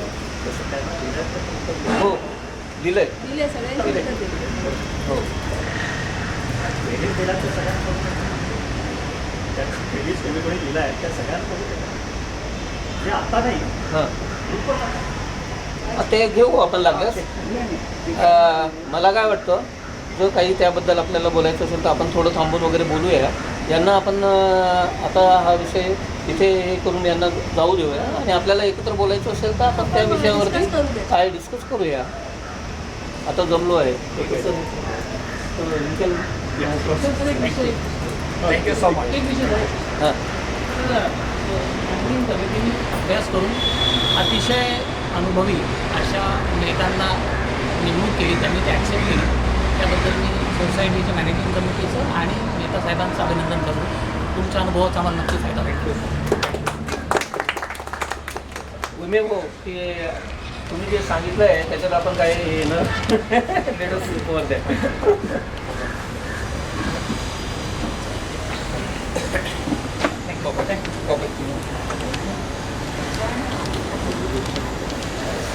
आता आपल्याला काय विषय घ्यायचे असतील वगैरे तर तुमचं काय म्हणणं काय आहे? विचारायचं पण त्याप्रमाणे discuss करून पाहिजे तर नाही काय डिस्कशन करायचं असेल आता सर्व जमलेले आहे, सर्व जमलेले आहे तर त्याच्यात तुम्हाला काय तुम्ही सर तुम्ही थोडक्यात समरी घेऊन टाका. हां हां, समाजामध्ये आपले आताच बरंच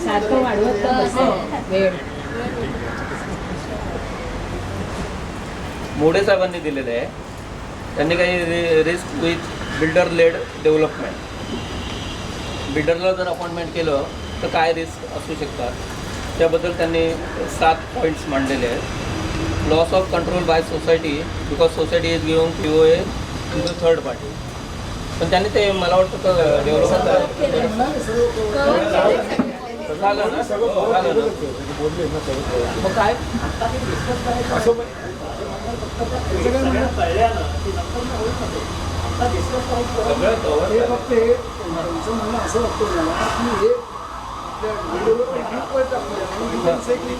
All these points have been covered in this discussion. Okay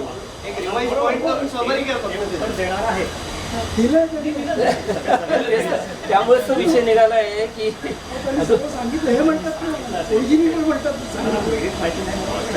नाही मला माहिती नाही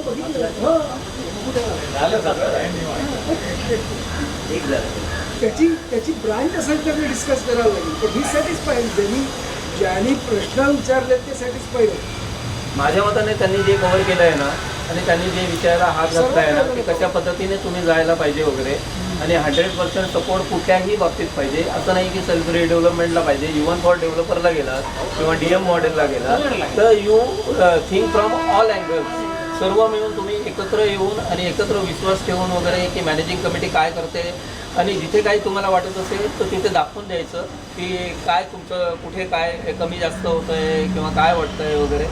तर त्या हिशोबाने आपण पुढे जायला सगळ्यात महत्त्वाचं की PMC appointment is the most important appointment की त्या बाबतीत आपण कशा पद्धतीने आणि काय हे घेतो that is the important thing. कारण legal is only up to the contract basis. PMC contract हां PMC selection is the main. आणि even about the PMC all the things have been done. म्हणजे आपण ते developer model DM model DM मॉडेलबद्दल मागच्या मिटिंगमध्ये आपण टाकलेलं होतं ना, सर्व काही तो स्कोप पण दिलेला होता की कशा पद्धतीने हे केलेलं आहे वगैरे. तर we will think all together. आपण फिजिबिलिटी करायला सांगावं होतं असं मागच्या वेळेस ठरलं होतं मिटिंगमध्ये. आता ते बदलू नका. फिजिबिलिटी रिपोर्ट घ्यायचा असं ठरलं होतं सर मिटिंगमध्ये. ठरलेल्या गोष्टींवरती नंतर विचार करून असं नका तो की आता बदलून टाकलं. मी मिनिट्सची केव्हाची वाट बघतोय की मिनिट्स येतील पुढच्या मिटिंगच्या आधी. असं करू नका कुठल्या. तिघांकडून फिजिबिलिटी रिपोर्ट घ्यायचा. असं ठरलं सर ऑलरेडी. आता ते सजेस्ट नाही करत आहे मी. आधीच्या मिटिंगमध्ये ठरलं. मग त्यामध्ये काय होतंय की एक तर त्याच्याकडून कोटेशन घ्यावं लागेल. पहिली गोष्ट ही आहे.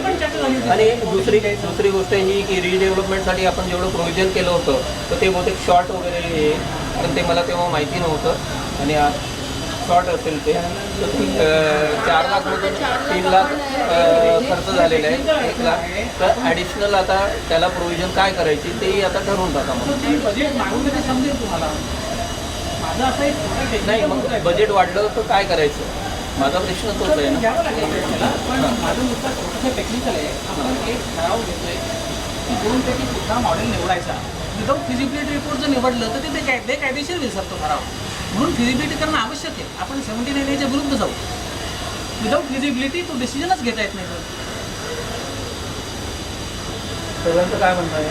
सर्वांचं काय म्हणणं आहे की डेव्हलपर पाहिजे का डीएम मॉडेल हो तेच डिसिजन नाही झालं. पण ते डिसिजन व्हायला डिसिजन व्हायला त्यांचं म्हणणं आहे रिपोर्ट की पाहिजे डिझाईन ना. करून ते report घ्या. तुम्ही गेल्या पिढीतला नव्हता ना तुम्ही. पैशाचा प्रश्न नाही आहे, तो बेसिक प्रश्न आहे. तुम्हाला काय वाटतं डेव्हलपर मॉडेल आहे का डीएम मॉडेल? हे डीएम नंतर आहे ना. हो डीएम नंतर कुठल्या बेसिसवर ठरवायचं? कंपॅरिझन नको का तिथे? पण त्याने कोड दिलेले आहेत ना त्या 3 PMCने. काय नाही दिलेलं त्यांनी? कुठे काय दिलंय? दोघांनी नाही दिलेलं, एकाने फक्त दिलंय ना. ठीक आहे मग बघूया ते. अकॉर्डिंग टू GR और 17 आहे नाही पण त्यामध्ये तिघांपैकी कोणाचा ग्राह्य ठरला ते पण त्याच्यावर पण प्रॉब्लेम ते पण प्रॉब्लेम आहे. सर त्या तिघांपैकी कोणाला किती अनुभव आहे त्याचा पुरेसा उल्लेख त्याच्यामध्ये नाही आहे. काही लोकांनी दिलेलंच नाही आहे डीएम मॉडेलबद्दल. तर त्यांच्या आत्ताच्या प्रोफाईलवरती ॲक्च्युली होतं कसं आहे डीएम मॉडेल हे लेटेस्ट मॉडेल आहे. आणि बऱ्याचशा प्रमाणात जर बघितलं तर दॅट इज म्हणजे न्यूसन्स म्हणजे स्टार्टिंग पॉईंट आहे आता सर्वांसाठीच आहे ते. तर त्यांच्याबरोबर आपण शिकणार अशातला प्रकार आहे. त्याच्यातला नाही विशेष. आपण सगळं नवीन शिकणार असं धरा म्हणजे हे दोन मॉडेल जे त्यांनी सांगितले आता म्हणजे कपूरबन साहेबांनी त्यातलं एक सांगितलं होतं त्याच्यामध्ये त्यांनी एक फक्त महत्त्वाचं आहे की जे आपण अगोदर 30 जून 20ला बोललो होतो 25ला तेव्हा वरती मीटिंग झाली होती की इन्व्हॉल्वमेंट ऑफ आवर पीपल ही त्यांनी रिपीट केलेली आहे. म्हणजे आपण त्यावेळी बोललो तेच त्यांनी आता सांगितलेलं आहे. Whether it is self development किंवा डीएम मॉडेल किंवा इथून मॅनेजर त्याचं हे काय आहे का तयारी? आणि आपण त्यावेळी सांगितलं होतं म्हणजे मी ज्यावेळी कमिटीमध्ये होतो त्यावेळी मांडलं होतं की 4 ते 6 तास पर डे द्यायला लागतील. ही सेम फुल टाईम हे त्यांचं माझं वाक्य नाही आहे आताच ते बोलतो बरोबर आहे. फुल टाईम आहे ते कोण द्यायला तयार आहे का ते पहिल्यांदा आणि मग नंतर बाकीचं आलंच ओघा नाही मग ते तयार असेल 100% आणि ही सर अहो ते बोलले ते अनुभवाने बोलले मग त्यावेळेस आपल्याला विचारायला पाहिजे तुम्हाला वाटतं असं नाही आत्ताचं मला माहिती आहे. बिल्डिंग झालेली आहे ना त्याची कशी माणसं रात्री सिलेक्शन कुठल्या सिलेक्शन ऑन पहिलं मॉडेल सिलेक्शन कोण कोण तयार आहे कोण तयार आहे 12-12 तास द्यायला एवढा वेळ द्यायला लागत नाही. ठीक आहे, मी agree with you. 6 तास तरी दिवसाला 4 तास तरी इनिशियल 4 तास एक तास तरी काढायला मिळेल का बघा काय पाहिजे. करायचं ते तर सेल्फ नाही सगळ्या मेंबर्सना झालेलं आहे 4-5 तास जाऊन कोण करायला तयार आहे हे सारखं बोललं जातं पण ॲक्च्युली व्हॉलंटरी इलेक्शन होऊन जे निवडले आहेत त्यांनी करायचं त्यांना करायचं नसेल तर दुसरी गोष्ट आहे कळलं का? आणि त्यांनी सांगितलं 30 जणांनी आता हे नका बोलू आता ते बोलले 30 जणांनी यायला पाहिजे पुढे 32 जणांनी पुढे यायला लागेल. आता हे नका बोलू तुम्ही आता तुमच्या पुढे झाली मीटिंग घेतली गेली या संदर्भात. आपण काय म्हणतोय मॅनेजिंग कमिटी तयार आहे का लोक नंतर मग बाकीच्या मॅनेजिंग कमिटी रेडी आहे इन्व्हॉल्वमेंट सगळ्यांचं आलं पाहिजे हे त्यांचं म्हणणं आहे. अरे तेच करतायत सगळं बाकी कोण करतंय? आता तुम्ही काय केलंय सांगा तुम्ही केलंय तरी का आतापर्यंत काहीच नाही केलेलं आहे. आम्हीच करतोय ते मॅनेजिंग कमिटीच करते. मग काय केलं तसं नाही काय पद्धत झाली बोलायची आता मीटिंग सगळी मॅनेजिंग कमिटीच घेतलेली आहे. तो काय मागे बसलाय तुमच्या हा कोण बोललो आता काहीतरी बोललं ना काय केलं कोण आज बोलला आहे आज मी काय बोललेलं नाही मी म्हणतो मॅनेजिंग कमिटी तयार आहे का असं म्हणतो. मॅनेजिंग कमिटी तयार आहे का म्हटलं तेच काम करतायत सगळं बाकी कोणी करत नाही. हे बघा खरंच आहे. मॅनेजिंग कमिटी मेजर काम तुम्हाला करतात. objection काय त्यांच्या म्हणण्यावर? पटवर्धनचं आहे या विचारात ते सांगितलं माझा त्यांनी सांगितलं ते म्हणतात तेच करतात असं माझं करून घेणं म्हणजे फिजिबिलिटी मी रिपोर्ट जुन्याच्या हे गोष्टी कितपत नाही. योग्य वाटतंय म्हणजे आणि त्यात पण महत्त्व ज्यावेळी हे आल्यानंतर प्रोजेक्टची 100 कोटी रुपयाची कॉस्ट आणि आपल्याला होऊ शकणारे करोड रुपयांचे बेनिफिट लक्षात घेता पेनी वाईज पाऊंड फुलिश होण्यात नाही काय तसं नाही म्हणत मग त्याच्यामध्ये फायनल कोणाला करायचं फायनलाइज कसं करायचं तिघांपैकी कोणाला फायनलाइज करायचं रिपोर्ट तुम्हाला आले की रिपोर्ट आल्याशिवाय कसं करणार तुम्ही फायनल तिघांचे रिपोर्ट येऊ द्या ना. आता असं असेल की एका माणसाला मला वाटतं की चांगला आहे पण त्याला हे मॉडेल येत नाही मग कसं करू असा प्रश्न असेल त्याला उत्तर नाही माझ्याकडे. परंतु त्या तिघांपैकी ज्याला अनुभव आहे त्याच्याकडनं बेटर मॉडेल येईल कदाचित ते घ्यायचं का नाही घ्यायचं माझा विचार करून घालू माझा शकतो. फक्त एकच प्रश्न आहे त्यांनी सर्व एक्सप्लेन केलं सर्व आपण ऐकलं even DM model is a part of the self redevelopment तिथेही आपल्याला 100% सर्वांची कन्सेंट पाहिजे, 100% हे असतं. जर DM मॉडेलमध्ये हे सर्व लागत असेल, त्यांनी जे सांगितलं ॲज अ सल्लागार सांगितलं त्यातल्या सगळ्या गोष्टी काही बरोबर होत्या असं नाही. त्यांना मी शेवटी काही विचारलं तर उत्तर देता निघून गेले. नाही, नाही, नाही, 100% नाही, माझं काय म्हणणं आहे, सेल्फला नाही जात आहे, DM ला जातोय ना पण DM ला पण तुम्हाला 100% लागणारच आहे. डीएम मॉडेल 100% आहे की नाही ते बघा ना आधी, मग पुढे जा. गव्हर्नमेंटचा सपोर्ट त्याला नाहीये directly. That is what he said. Just बरोबर आहे. पण तसं नाही म्हटलं. बरोबर आहे. तसं नाही म्हटलं. बोलले बोलले बाजूला बसलेत ना. It is not in the phraseology हा. DM मॉडेल कुठे आहे बुवा वगैरे असं नाही आहे. That is a develop by both develop म्हणजे त्याला लॉफुल स्टँडिंग गोष्टींचं थोडं बॅकग्राऊंड सांगतो.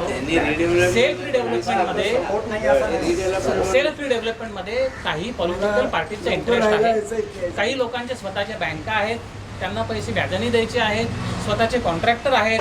त्याच्यामुळे सीट डेव्हलपमेंटमध्ये गव्हर्नमेंटचा सपोर्ट आणि त्यातल्या काही काय म्हणतो त्याला काही हितसंबंधींनी त्याचा घेतलेला फायदा असं असल्यामुळे सेल्फ डेव्हलपमेंट हे डेंजरस आहे, यात काही शंका नाही, त्यात रिस्क जास्त आहे.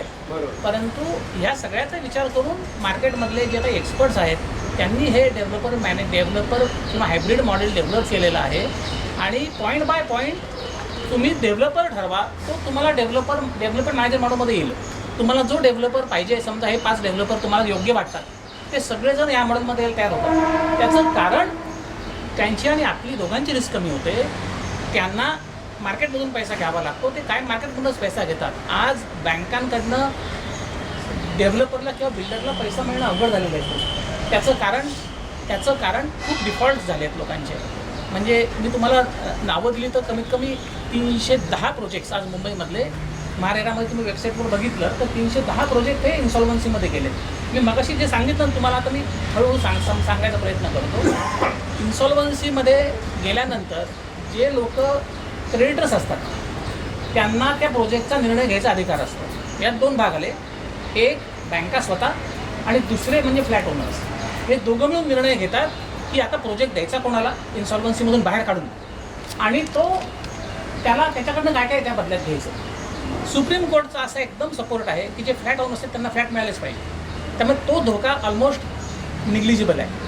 पण फ्लॅट ओनर्स जे सोसायटीचे मालक आहेत ते फ्लॅट ओनर्स समजले जात नाहीत, ते जागेचे मालक समजले जातात.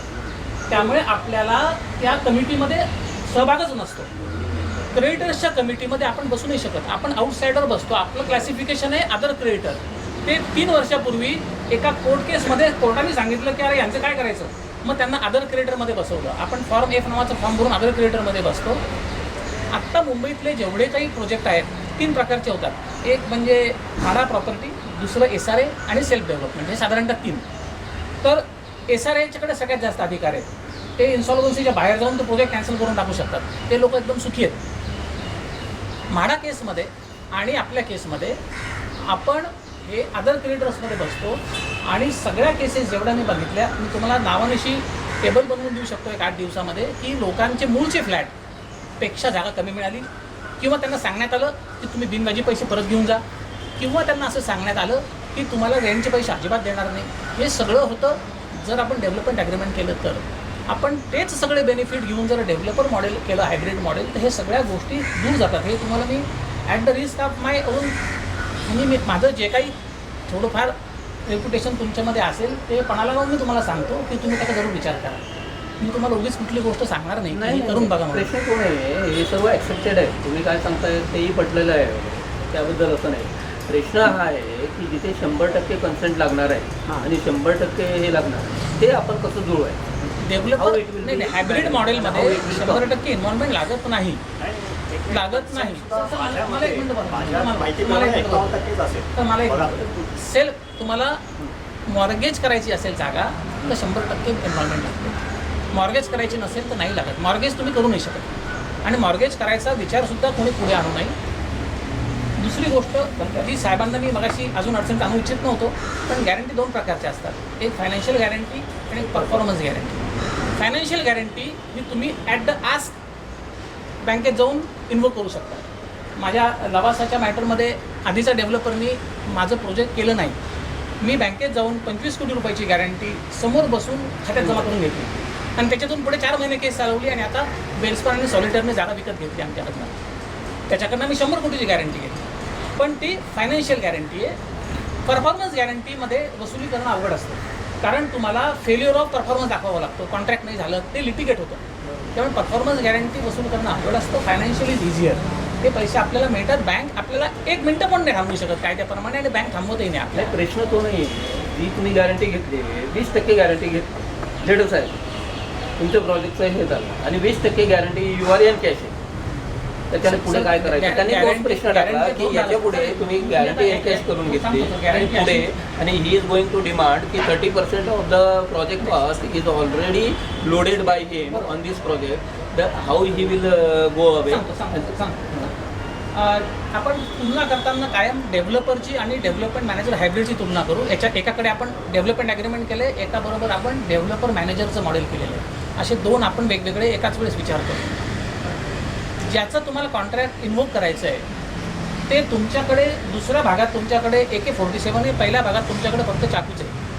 Of course you cannot hurt anybody. दुसऱ्यामुळे तुमच्याकडे AK-47 आहे, पण म्हणून ती चालवली पाहिजे असं नाही. ते अनुभवासारखं आहे की आपल्याकडे अधिकार आहे की आपण कॉन्ट्रॅक्टरला केव्हाही कॅन्सल करू शकतो, पण तो करणं हे काही आवश्यक नाही आहे. तुम्ही केव्हा करणार त्याला एक्सपायर? जेव्हा त्याची इन्सॉल्वन्सी चालू झाली, त्याला फायनान्शियल ट्रबल झाला, असे काही खूप सिरियस असे काही मापदंड ठरवायचे असतात. ते झाले तर तुम्ही ते करू शकता आणि त्या केसमध्ये तुम्हाला कोर्ट पण अडवत नाही. असे सुप्रीम कोर्टपर्यंतचे निर्णय आहेत लेटेस्ट गेल्या 2-3 वर्षातले, ते शक्य होतं. पण तुमच्या बिल्डिंगमध्ये सेफ्टी नॉर्म्स नाही आहेत, तुमची बँक गॅरंटी इन्व्होक करतो. तुमच्या बिल्डिंगमध्ये लेबरने युनिफॉर्म घातलेली नाही आहे, डोक्यावर टोपी नाही घातलेली, या गोष्टींची आपण त्यांना वॉर्निंग देऊ शकतो. यासाठी आपण ते बँक गॅरंटी इन्व्होक करायला जात नाही. तेव्हा जम्पिंग द गन असं आपलं जर मनामध्ये असेल की मी काही पण झालं बँक गॅरंटी इन्व्होक करेल, तर ते काही पॉसिबल नसतं ऑफकोर्स. ते तर एकदम बँक गॅरंटी घेण्याचा अर्थ बेसिकली त्यांनी हे सांगितलं ना, लोडिंग एवढं होतंय, सर्व काही होतंय, तिकडे जातो सर. त्यामुळे एवढा फायनान्स टाकल्यानंतर तो प्रोजेक्ट फेल्युअर जाण्यासाठी तो का प्रयत्न करेल? त्याचे पैसे अडकलेले आहेत. डेव्हलपर कधीच प्रयत्न करणार नाही. जर त्याची अडचण झाली तर त्याला दूर सारण्यासाठी आपल्याला हायब्रिड मॉडेल सोपं आहे. हायब्रिड मॉडेल तुम्ही म्हणताय, पण त्याच्यामध्ये जे रिस्क आहे, जे रिस्क त्यांनी सांगितलं वरून पडला काय झालं सर, ती रिस्क चुकीची आहे. एवढे साहेब एक मिनिट मी बोलतो. आता तुम्ही रिस्क म्हणता ना, तुम्ही 1 मिनिट बरोबर. रिस्क म्हणजे तुम्ही म्हणताय ना, ती आज सगळ्यात जास्ती मुंबईतल्या किंवा कुठल्याही जगातल्या आगी कशामुळे लागतात? ACच्या शॉर्ट सर्किटमुळे किंवा दुसरी लिफ्ट कोसळल्यामुळे. कोणी लोक AC वापरणं बंद केले का? कोणी बंद केलेलं नाही, वापरतात ना, लिफ्टनी जातात ना सगळे. आता कालचा ॲक्सिडेंटचा केस बघितली ना, 9च्या जवळ एकाच बाहेर मिळते विहिरीत अख्खी गाडी गेली. ते चालताना माहिती होतं का त्यांना की पुढच्या क्षणाला आपण मारणार आहोत? रिस्क ही सगळ्या बाबतीत आहे, तुम्ही रिस्क असं म्हणू नका. आणि ह्याच्यासाठी मी तुम्हाला एक बुकलेट दिलं मॅनेजिंग कमिटीला. ते मी सांगितलं, मी कॉपी पण काढल्यात 20-25, त्या सर्क्युलेट झाल्या का विचारलं त्यांना, मी देऊ का? ते दिलेलं नाही आहे आणि ते वाचून दाखवलं का? त्याच्यामध्ये पण कळेल ना, प्रत्येकाला सिंपल भाषेत समजावून सांगितलेलं आहे. 9 पेजेसचं बुकलेट आहे बघा.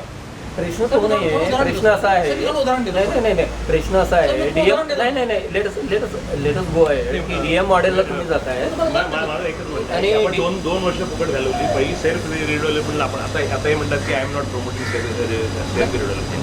म्हणजे पूर्वीपासून जी लेटर्स आपल्याला आलेली सेल्फच्या ह्याच्याने झालेली आहे आणि आता त्यांनी एकदम आपला पवित्रा घेतला की सेल्फ रिडेव्हलपमेंटला मी प्रमोट करतो. आता नाही मी म्हणतो की 2 वर्ष झाली ना तुमची, आता परत तुम्ही डीएम मॉडेलमध्ये. मला फक्त तुम्हाला एकच प्रश्न विचारायचा. डीएम मॉडेलमध्ये 2 ऑप्शन आहेत. एक तर तुम्हाला स्वतःला इन्व्हेस्ट करायचे आणि एक तो डीएम जो तुम्ही डेव्हलपर तो इन्व्हेस्ट करणार आहे. पहिल्या केसमध्ये तुमच्याकडे इथे माणसं नाहीत की जी फंडिंग करतील, जी करणार नाही.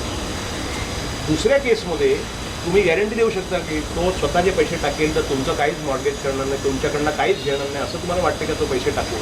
हे कन्फर्म असेल तर तसं सांगा की त्या केसमध्ये तो फायनान्स स्वतःचे टाकणार 10 कोटी, 15 कोटी, 20 कोटी, तर तुमच्याकडनं तो काहीच घेणार नाही, तुमच्या लँडबद्दल काही पेपर घेणार नाही, काही करणार नाही आणि तो स्वतःचे पैसे टाकणार, जे काय रिस्क असेल त्याचे. असं आहे का? नंतर थोड्या 6 महिन्यांनी 1 वर्षांनी आपण सांगणार डीएम मॉडेल पण फेल आहे. कारण की आपण सगळं इन्सॉल्वन्सीमध्येच बघतोय. आपल्याकडे केसेस सगळे इन्सॉल्वन्सीचे झालेले आहेत, त्यामुळे आपलं डोकं इन्सॉल्वन्सीच्या वाटेनेच चालते, तर पॉझिटिव्ह काहीच होत नाही. मोठे साहेब, तुम्ही आता जे त्यांना सांगितलं त्याच्यामध्ये AC मध्ये जर काय झालं ना, एक तर टेक्निकल इक्विपमेंट फॉल्ट जेव्हा माणूस वरून खाली पडतो ना तेव्हा त्याचे पोलीस सगळं बघतात की त्याने काय घातलेलं का आणि नाही घातलं असेल तर तुम्हाला आतमध्ये म्हणजे 100% मला टाकणार. म्हणण्याचा उद्देश काय रिस्क ही सगळ्या दोन बाबतीत गोष्टी आहे. वेगळ्या आहेत. रिस्क काय दोन गोष्टी वेगळ्या त्यात आहेत. फरक आहे ना. त्याच्यामध्ये केअरलेसनेस ऍट साईट नाही तुम्हाला केअरलेस पकडणार नाही एमसीला. एसी बंद असताना आग लागलेली आहे. एसीला काय केलं त्याच्यावर काय केलं का ऍक्शन नाही घेतली कारण का इथं पण लिफ्ट कोसळते त्याला काय होतं लिफ्ट कोसळतं लिफ्टच्या मेकॅनिकल माणसावरती फॉल्ट आणि आहे ना तो. सोसायटीला पण मग त्याला कोण जबाबदार त्याला पण लिफ्ट रिस्क ही सगळ्या बाबतीत आहे. म्हणजे आपल्याकडे भरपूर उदाहरण मी आता तुम्हाला 4-5 उदाहरणं अशीच सांगेन पोलिसांनी कोणाला काय केलं आणि पकडले.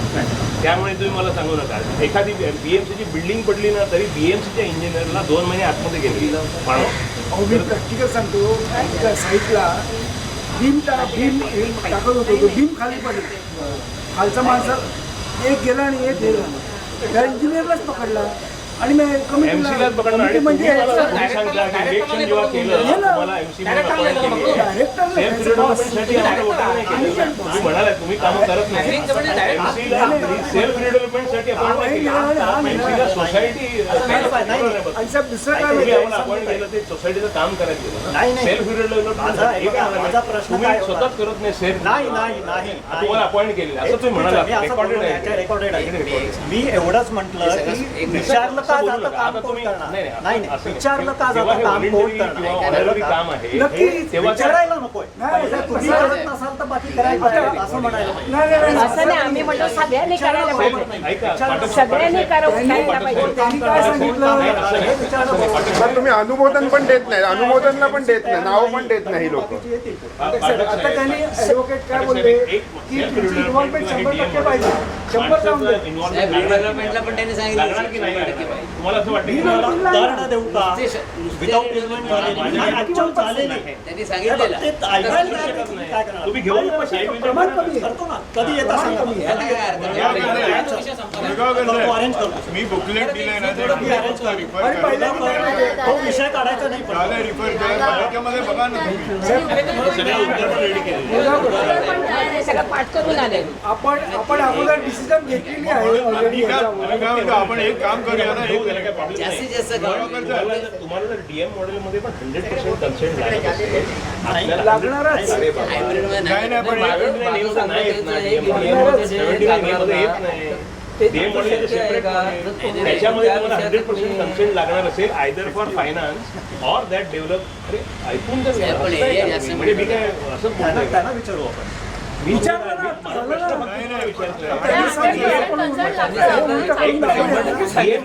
त्यांनी सांगितलं आपण इन्व्हेस्ट करतोय किंवा डेव्हलपर इन्व्हेस्ट करतोय या दोन्ही मॉडेलमध्ये जर 100% कन्सेंट लागत असेल तर तुम्ही पुढे कसे जाणार हा माझा प्रश्न आहे फक्त. तेच म्हणतोय मी असेल तर असेल तर नाही 100% नाही त्यांनी लागत तर क्लिअर केलेलं Clear आहे. केलं त्यांनी आता. तेच बोलले ना. करायला पाहिजे इन्व्हॉल्वमेंट नाही म्हणत आहे आम्ही कन्सेंट म्हणतोय विचारून टाका ना संपवून टाका विषय तो एकच विषय आता कशाला व्हायला? एक 2 मिनिटं consent लागतं ना विचारा.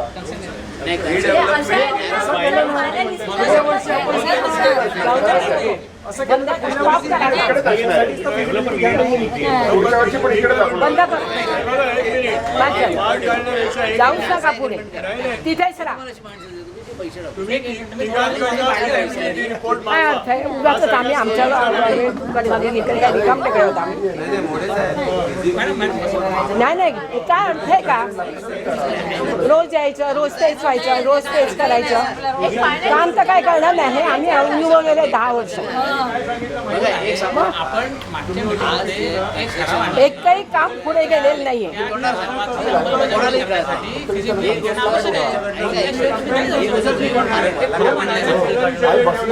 एक तर आपण मीटिंग घेतलेली तेव्हा स्टेट डेव्हलपमेंट किंवा हे डेव्हलपर तेव्हा आपण वोटिंग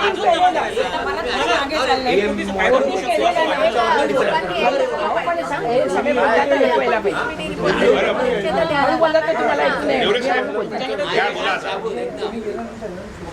आपल्याला फिजिबिलिटी रिपोर्ट आपण हे बघा आपण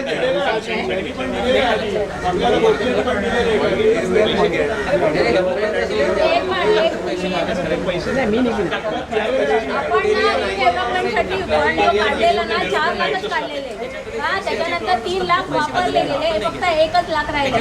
आता फिजिबिलिटी मला जायचं. काढायचे तिघांचे तर पैसे वाढणार आहे. असं नाही अरे 3 जणांना तुम्ही किती ते लोक कमी करणार आहे? तुमच्याकडनं आधी पहिले हे करायला पाहिजे ना, तरच आपण त्याला fee देता येईल ना.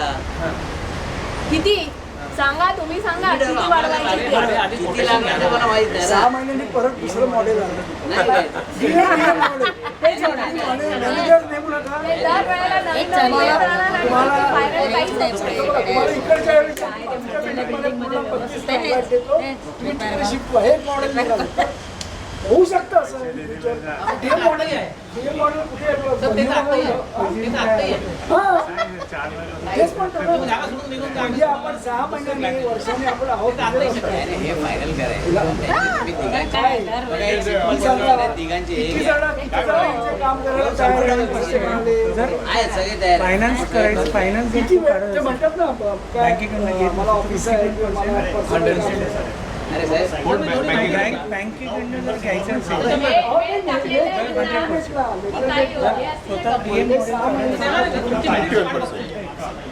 तुम्हाला डॉक्टर DM मॉडेल करत असेल ना, तर 51%. आणि जर बँकेचं डेव्हलपमेंट स्वतः करायला गेलं बँकेकडे तर 100%. हे मॉडेल एक कॉन्टॅक्ट असं होणारच नाही. 32 झाले. 16 18 काय असतं त्यांनी 102 प्रोजेक्ट जरा भेंडे साहेब बसूया बरं, काय म्हणतात बघूया फायनल हा बोल काय विचारलं हां का? बोला. हा बोल. हे म्हणतात मी थोडंसं माझं पूर्ण करतो बोलणं की जे आपण कन्सेंटची गोष्ट केली तर डेव्हलपमेंट मॅनेजर सेल्फ डेव्हलपमेंट हे सगळं एकाच गटाचे आहे. त्याला 51%च लागते. मॉर्गेज करायचं असेल तर 100%. मॉर्गेज हा विषय चर्चेला सुद्धा कधी कोणी घेऊ नये. मॉर्गेज ही गोष्ट टाळण्यासाठी आपलं सगळं चाललं आहे की डेव्हलपरने आपली जागा मॉर्गेज करू नये हा प्रयत्न आहे. तर सेल्फ डेव्हलपमेंट करून मॉर्गेजमध्ये घालायचं तर हे कोणी कोणाची चूक हा विषय नाही, पण समजा कोणाकडनं चूक झाली तर आपली जागा धोक्यात यायला नको. त्यामुळे मॉर्गेज हा विषय कुठे घ्यायलाच नाही पाहिजे. हायब्रिड मॉडेलमध्ये डेव्हलपर जे काम ॲज अ डेव्हलपर म्हणून करेल तेच इथे करणार. त्याला जागा मॉर्गेज देण्याचा कुठे विषय येत नाही. ते लोक फंडिंग करतात. फंडिंग साधारणतः माझ्या माहितीप्रमाणे 15 ते 20 कोटी रुपये इनिशियल फंडिंग लागतं. पूर्ण FSI लोड करायचं असेल तर 30 कोटीचं फंडिंग लागतं. जे लोक टाळतात, पण देवरे साहेबांचा आग्रह आहे की FSI लोड पूर्ण व्हायलाच पाहिजे आधी. तर हा एक विषय आहे. तर त्याच्या फंडिंगसाठी तो त्या डेव्हलपरच्या फायनान्सरचा विषय आहे, आपला विषय नाही आहे. तो असंच म्हणणार की मी तुम्हाला पैसे देतोय, तुम्ही तुमचं लिहून द्या. ते लिहायचा विषय येत नाही. आपल्याकडे सक्षम वकील आहेत, आपल्या सगळ्यांना अनुभव आहे. आपण ते आपली जागा लिहून देणार नाही आहे. तो मागतो म्हणून काय असं काही नसतं. निगोशिएशनचा विषय तो. तर त्या केसमध्ये त्याचा जो फ्री सेल जे त्याचे फ्लॅट्स जो तो आपल्याला डेव्हलपमेंट ॲग्रीमेंटच्या केसमध्ये जसं आपल्याला तो लिहून देतो तसे तो त्याच्या फायनान्सरला लिहून देतो. हे व्हेरी कॉमन आहे. इनफॅक्ट आजच्या तारखेला मी जेवढे मोठे प्रोजेक्ट बघितले, स्टील सप्लायर 20 फ्लॅट घेऊन जातो, सिमेंट सप्लायर 10 फ्लॅट घेऊन जातो. अशी आजच्या बिल्डरची परिस्थिती आहे. 99% नवीन प्रोजेक्ट जे आहेत, म्हणजे आता तुम्ही जर लालबागचा तो प्रॉमिसाचा प्रोजेक्ट पाहिला, त्यांनी सुरुवातीला काही लॉन्च केले 100 फ्लॅट. पुढच्या सगळ्या फ्लॅटला तो कोल्ड शेलच देतोय. तो म्हणतो मी इंटेरियर पण नाही करणार, मी तुम्हाला पायपिंग पण नाही करून देणार, तुम्ही तुमचं करून घ्या. असे फ्लॅट विकतात लोक सध्या. कारण की बिल्डरकडे पैशाची एकदम मानना आहे आजच्या तारखेला. त्यामुळे आपल्याला कोल्ड शेल बांधून CC देण्यापर्यंतच डेव्हलपर लागतं आणि आपल्याला फायनान्स घ्यायची वेळ येत नाही. हे मी तुम्हाला परत परत सांगतोय की नाही लागत वेळ यायची, कारण त्याची गरज नाही पडत. तो एक विषय झाला.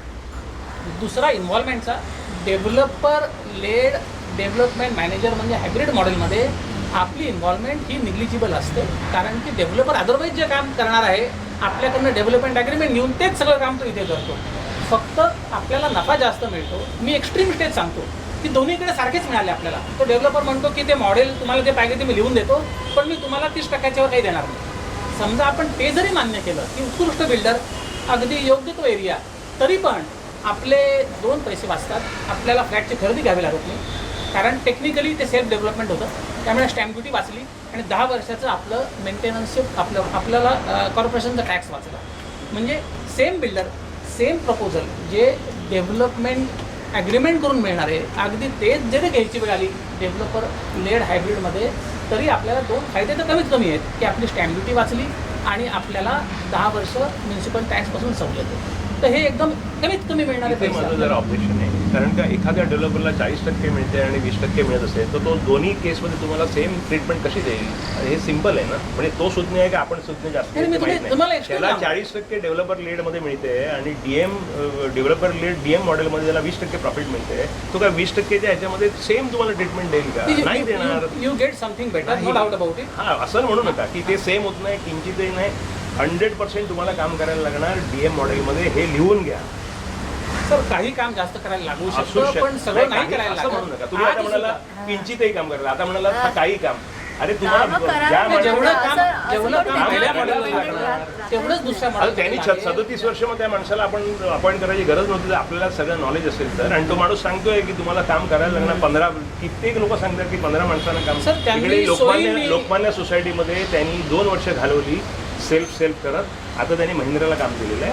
त्यांचं पण असंच झालं, कोणी पुढे यायला तयार नाही आणि काम करायला तयार नाही. अरे तुम्हाला प्रत्येकाला काम करायला लागेल ह्याच्यात. It's a builder is a organisation. Hybrid model विषयी ते कमीत कमी बोलले. अच्छा, सोयीनुसार. दुसरा माझा बेसिक प्रश्न तुम्हाला आहे. हायब्रिड मॉडेलमध्ये जर डेव्हलपर जर स्वतःचे पैसे टाकतोय तर 100% कन्सेंट पाहिजे की नाही? माझ्यामध्ये नाही. पाहिजे. नाही. कारण का तो 100 नाही. जेव्हा पैसे टाकतो स्वतःचे त्याला गॅरंटी असली पाहिजे. याच्यातले 2-4 माणसं नाही. जरी उठून त्या दिवशी तुम्ही जर सांगितलेलं की तो लटकत गेला आणि स्टे आणला, तो लटकला तिकडे. नाही, 100% कन्सेंटची 100% आवश्यकता हे नाही. जरा आणि विचारून जरी दिली. घ्या आणि हे रेकॉर्डवरती ठेवा की DM मॉडेलमध्ये एवढी सगळी मेहनत आपण पुढे करतोय आणि जर 100% कन्सेंट नसेल ही सगळी मेहनत फुकट जाणार आणि तुम्ही you are back to the square one परत. हे जर आपल्याला कोणाला नॉलेज नसेल तर सांगावं की आपल्याला नॉलेज नाही आहे. तुम्ही विचारून जे रिडेव्हलपमेंट आहेत केलेले 3 जण त्यात नाहीये. त्यांच्याकडनं तुम्ही हे घेऊन घ्या. तेच सांगतोय मी. तेवढी एकच सांगतोय. त्याच्याकडनं घेऊन काय काय काम करावं लागतं वगैरे सगळं एक्सप्लेनेशन घेता DM येईल. मॉडेल. घेता येईल, सर, घेता येईल. DM मॉडेलमध्ये सगळ्या लोकांनी DM मॉडेल केलेलं नाही. आपण आता शॉर्टलिस्ट केलं आहे त्याच्यामध्ये DM 3 जण आहेत. केलेच नाहीये. केलेच नाहीये. तुम्हाला दुसरे PMC DM मॉडेलमध्ये काम केलेलं आहे ते तुम्हाला फिजिबिलिटी ही खरी अडचण आहे जी बोलली गेली आता पहिल्यांदा. त्यांनी सांगितलेलं बघ. हा, ते बोलले, आम्हाला माहितीच नाही DM मॉडेलमध्ये आपण कसं कोटेशन त्याच्याशी बोला देणार. ना. कोटेशनच देऊ शकत नाही ते काय त्यांच्याकडनं घेणार. पण हे तुम्ही आता पहिल्यांदा मांडताय. हे मिनिटाईज करा की आपल्या 2 लोकांना माहिती नाही PMC ला. म्हणजे आधी जे आपण काम केलं ते सगळं काम केलं. हे मॉडेलचं PMC म्हणून नाही केलं. त्याची नोंद करा. ते आता पहिल्यांदा बोलतोय तुम्ही. आम्ही सांगितलं नाही DM मॉडेलचं PMC केलं आहे. DM म्हणून काम केलेलं नाही. त्यांना DM म्हणून नाही काम करायचं सर. त्यांना PMC म्हणूनच करायचं आहे सर. PMC म्हणून पण DM मॉडेल त्यांनी केलेलं नाहीये त्याच्यामुळे ते कोटेशन देऊ शकत नाही असं आहे. नाही DMचं PMC त्यांनी कोटेशन दिलेलं आहे. DM म्हणून ते नाही, DM म्हणून नाही त्यांनी काम करायचं की अपेक्षा नाही आहे. माझा ठरवा तुम्ही देवरे साहेब सगळ्यांच्या कन्सेंटने ठरवा तुम्ही काय करायचं पुढे. माझा फक्त प्रश्न एकच आहे की DM मॉडेलमध्ये 100% कन्सेंट जर डेव्हलपर पैसे घालणार असेल तर लागते की नाही. ते जर 100% कन्सेंट लागत असेल, तुमच्याकडे 100% कन्सेंट नसेल, त्याच्यासाठी मागे भेंडे साहेबांना सांगले तुम्ही कन्सेंट फॉर्म फिरवा, सगळ्यांचे कन्सेंट घ्या. तुमच्याकडे नसेल आणि सायमल्टेनियसली तुम्ही चेक करा की कन्सेंट लागते 100%. नसेल तर तुम्हाला परत बॅक टू द स्क्वेअर. नाही ते लागत नाही 100% कन्सेंट. तुम्हाला मॉर्गेज द्यायचा नसतो, 51% कन्सेंटने काम होतं. पण तो विषय एका जागेवर तर लिगल विषय आहे तो होईल. आता मी थोडं अजून काही सांगतो की जे डेव्हलपर असतात पुढे जायचं कसं याच्यावर हे कंटिन्यू. सर अजून मी 2-3 विषयावर विषय मांडतो. सुरुवातीच्या याच्यात सुद्धा अडकून बसलोय की इकडे जायचं की इकडे जायचं. तिथून सर मागच्या मीटिंगमध्ये चर्चा होऊन मिनिटाईज झाला असतात ना, परत त्याची चर्चा कशाला करायची? हे केलं मतदान घेतलं की कसं कसं जायचं काय. हा तुमचं बरोबर आहे पण आपण डेव्हलपर लीडचं ऑलरेडी केलेलं आहे. परत चर्चा करतोच आहे ना. आपण सगळ्यांना घेऊन जातोय यासाठी करतोय आणि म्हणून आम्ही तुमचे विचार बाकी काही बिल्डिंग सर सगळ्यांचा फायदा आहे. सर मिळते सर मिळते. अरे असं नसते काम तुम्हाला करायला लागणार. तुम्ही असं रिमोट कंट्रोलने कोणी ऑटो पायलटवरती टाकू शकत नाही. 2-3 गोष्टी अशा सांगायच्या आहेत की त्यांनी जे काही विषय मांडले की लायसनिंग कॉस्टचं काय, तर डेव्हलपर लेड हायब्रिड मॉडेलमध्ये ती सगळी जबाबदारी तो डेव्हलपरच घेत असतो. आपल्याला काही तो मला 5 लाख रुपये द्यायचे मी काय करू असं विचारायला येत नाही. त्यांनी अतिशय चुकीच्या पद्धतीने ते मांडलं. ते बोलताना सेल्फ डेव्हलपमेंट DM आणि हायब्रिड याची त्यांनी अतिशय सुंदर गल्लत करून आपल्याला सांगताना एक इकडचं वाक्य एक तिकडचं वाक्य असं सांगितलं. तर डेव्हलपर लेड मॉडेलमध्ये आपल्याला खिशातून काही वेगळे पैसे खर्च करायला लागत नाही. जसा तो डेव्हलपर काम करतो तसाच इथे पण काम करतो. त्यामुळे वेगळे आपल्याकडे कोणी पैसे मागायला येत नाही ही एक गोष्ट. दुसरी गोष्ट म्हणजे कन्स्ट्रक्शनला सगळेजण कॉन्ट्रॅक्टरची अपॉइंटमेंट करतात. स्वतः कन्स्ट्रक्शन करणाऱ्या खूप कमी एजन्सीज आहेत. अगदी तुम्ही L&Tला जरी दिलं काम तर L&T पण स्वतः काम करत नाही मुंबईमध्ये, ते दुसऱ्या कॉन्ट्रॅक्टरला अपॉइंट करतात. म्हणजे माझ्या माहितीत माझा मित्र CFO आहे बॉम्बे डाईंगमध्ये, त्यांनी त्याचं कन्स्ट्रक्शन चालू असताना L&Tला काम दिलं, L&Tने अजून एक कॉन्ट्रॅक्टर दिलं, त्याने अजून एक कॉन्ट्रॅक्टर दिलं. अशीच चेन असते, त्याला काही आपल्या हातात काही सुटका नाही. आपल्या PMCने क्वालिटी कंट्रोल बघायचा असतो, तर ते त्यांनी बघावी अशी अपेक्षा असते सगळ्याच मॉडेल्समध्ये, तर ते बघतात. तिसरा पॉईंट सेल्सचा आहे. तो सेल्स आत्ता तरी कुठलाही डेव्हलपर स्वतःच्या ऑफिसमध्ये स्वतः करत नाही. मुंबईतल्या ज्या मेजर एजन्सीज आहेत, जसं की एक नावात ताकद नाही, मला 2 मिनटात सांगतो तुम्हाला, परंतु सगळे जे मेजर सेल्सचं काम आहे ते सगळं आउटसोर्स होतं. चॅनल पार्टनर घेऊन स्वतः काही करत नाही. त्यांना बँड दिलेला असतो की पहिले 6 महिने या भावाने विकायचं, पुढचे 6 महिने या भावाने विकायचं, आणि कॅश कंपोनंट हा ऑलमोस्ट कॅन्सल झालेला आहे मुंबईमध्ये. त्यामुळे कॅशचं काय करायचं हा प्रश्न सहसा येत नाही. त्या सगळ्या प्रश्नांची उत्तरं त्या सेल्स टीमकडे असतात. तुमच्या ओळखीत कोणतरी आहे, त्याला काहीतरी पाहिजे डील, तर त्यांनी त्याच्याकडे जावं. तो आपल्याला जेवढे ठरले तेवढे पैसे बिल्डरला देतो. बिल्डरशी आपला व्यवहार ठरला आहे, बिल्डर किती पैसे मिळवतो हे पण आपल्याला माहिती असतं. त्यामुळे ठरलेल्या किमतीलाच व्यवहार होतात, त्याच्या खाली व्यवहार होत नाही. त्यामुळे आपल्याला बसून काही निर्णय घ्यावा लागणार आहे का, ही कॅश कुठे ठेवायची, याचं काय करायची, रिलट नाही, ते कुठलेही प्रश्न पडत नाही. ह्याचं बोलताना वकील साहेबांनी सेल्फ डेव्हलपमेंट उदाहरण दिलं, मी कॅश कशी हँडल करणार. बोलताना हायब्रिडचं बोलले असते, थोडी गल्लत झाली त्यांची बोलताना, चुकून झाली असेल, पण तसं नाही आहे. ते मला तुम्हाला सांगू इच्छितो. तिसरी गोष्ट साहेबांनी सांगितली रिस्कची, तर मी माझं उदाहरण देतो आहे. मी ओरिसाला पॉवर प्लॅन्ट रन करत होतो 700 मेगावॅटचा, तो विकला मी JSWला. तेव्हा काही लोक चोरी करण्यासाठी लाईव्ह आयलंडवरती चढले आणि त्याच्यावरती विजेचा आर्क आला आणि त्याचं डोकं फुटलं आणि 3 लोक मेले. I was the owner of the company, कारण बोर्डच्या जागेवरती मी बसतो. परंतु कॉन्ट्रॅक्टर्स अपॉइंटेड असतात, सेफ्टी कॉन्ट्रॅक्टर अपॉइंटेड असतात, ते लोक तिकडे जाऊन जबाब देतात. मला कोणी पकडून नाही घेऊन गेलं की हे काय झालं. ही केस रिलिव्हंट नाही आहे, कारण का तो चोरी करायला गेला, चोरी कर, हे रिलिव्हंट नाही. हे उदाहरण उगीच देऊन तुम्ही रिलिव्हन्स घालू नका. उगीच कुठलं तरी उदाहरण देऊन लोकांना उगीच भटकवू नका. रिडेव्हलपमेंट करायचं का रिडेव्हलपमेंट नाही, हे तो चोरी करायला आलेला आहे, तो लाईव्ह काय होणार. मला काय म्हणायचं, काहीतरी डिसिजन आज घ्या. रिलिव्हन्स घालू नका. आधी PMC आपण 3 सिलेक्ट केले, त्यासाठी 3 सिलेक्ट केले आपल्याला PMC. निर्णय घेण्यासाठी फिजिबिलिटी पाहिजे, त्याच्यावर येऊन थांबलेलो आपण. हो, पण PMC 3 आपण घेतलेले आहे, त्यांनाच जर विचारलं की DM मध्ये तुम्ही हे करत हे म्हणतात ते नाही आहे. ते नाही. करतच नाही ना, ते दोघं करतच नाही. मग असे आहेत का आपल्याकडे DM मॉडेल? आता त्यांनी लिस्ट देणार होते DM मॉडेलची, त्यांनी आणि तिकडचे 5-6 कुठले DM आहेत ते पण सांगणार होते, पण त्यांनी अजून काही सांगितलेलं नाही. ते पण आपण मिनिट्सची वाट बघतोय सर, मिनिट्स आले की देतो. मिनिट्सचा त्याच्याशी कसं मिनिट्सचा काय तुम्ही संबंध? अरे तुम्ही आता मागच्या मिनिटप्रमाणे जायला तयार नाही, कसं काय संबंध नाही म्हणता तुम्ही. अरे आपण वोटिंग केलेलं त्याच्याप्रमाणे पण आपण जात अरे नाही. मिनिट्स द्या ना. वोटिंग आपण केलेलं अरे ठराव तुम्हीच ठराव मांडलाय मागच्या मीटिंगमध्ये, काय बोलताय आपण तुम्ही बाहेर बोलतात ना. वोटिंग केलंय, वोटिंग फॉर डेव्हलपमेंट. अरे तो वोटिंग झाल्यावर ठराव काही मी नाही मांडला, तुम्ही ठराव मांडलाय मागच्या मीटिंगमध्ये. ठराव तुम्ही मांडलाय, नोटीस सर्क्युलेट केली आहे, त्याप्रमाणे तुम्ही पुढे जायला तयार नाही, याला काय अर्थ आहे? म्हणजे मीटिंगमध्ये कुठली उदाहरणं देऊन लोकांना भटकवू नका. तुम्ही आता ते वरती चढला, खेप केला आणि तिकडे झालं एकच दोन द्यायची आहेत मला. रिलिव्हन्स घालू नका. पण त्याचा काही उपयोग नाही आहे. हा, इथे काही बोललं मी हे डिसाईड करा आता काय करायचं. अरे फिजिबिलिटी रिपोर्ट घ्यायचा आहे. जे मिनिट्स ऑफ दी मीटिंग आपले जे प्रभू साहेब आले होते त्यावेळेचे अजून मिळते. तेव्हाचे मिनिट्स आले ते नाही. पण अजून मिळत नाही. मग प्रभू साहेबांना 10 वेळा मी साहिलला फोन केला, मी असताना म्हणजे मी कमिटीवर असताना. बरं तुमचं काहीतरी फायनान्शियल PMCचे पैशाचं काहीतरी होतं ते पास करून घ्या आणि मग तुम्ही पुढे चला फिजिबिलिटी रिपोर्ट.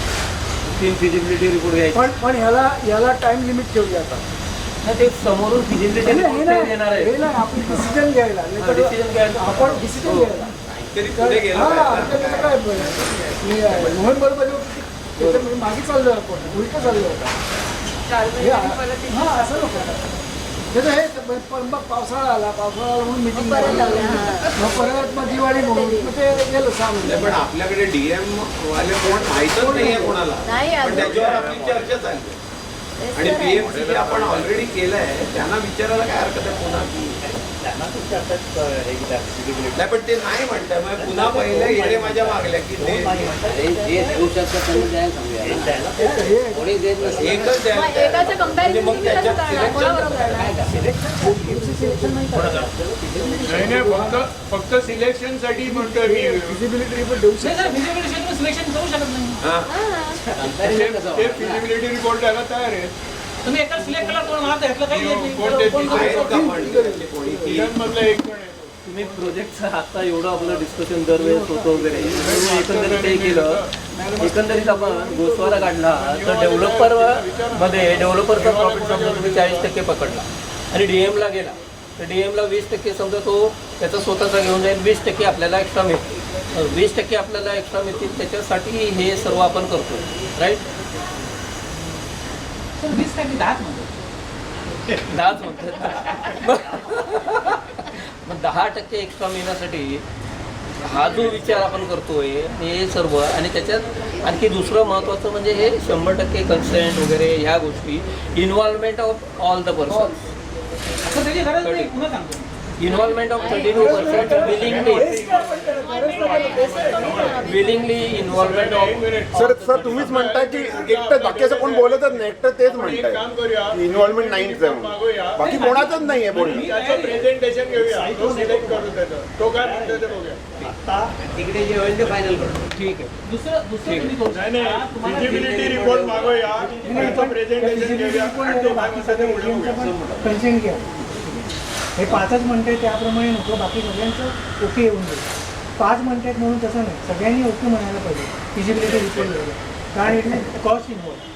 आणि शिवाय तुम्ही तो ठराव मंजूर करू शकत नाही. हो मग माहितच नाही काय तुम्ही, तर कसं तुम्ही हे करताय?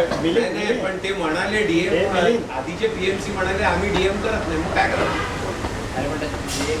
पुढे काय एक देवतेवर कसं काय सिलेक्शन करणार? फिजिबिलिटी घ्यायचं आपल्याला. अरे हो, पण तुमच्याकडे 3 डीएम वाले पाहिजे, मग त्यांची आता तुम्ही feasibility घ्या, येऊ शकता ना. त्याच्यानंतर सिलेक्ट करा. या दुसरं आणखी PMC कडनं घ्या, आणखी एखाद्या PMC कडनं घ्या. कोणी केलंच नाहीये. पण ते सिलेक्ट कोणी केलं मला सांग, मला माहित नाही कुठले कोणी केलेले प्रोजेक्ट डीएम मॉडेलचे. ते मला आणा. माहितीच आहे ना कोणी केलंय ते.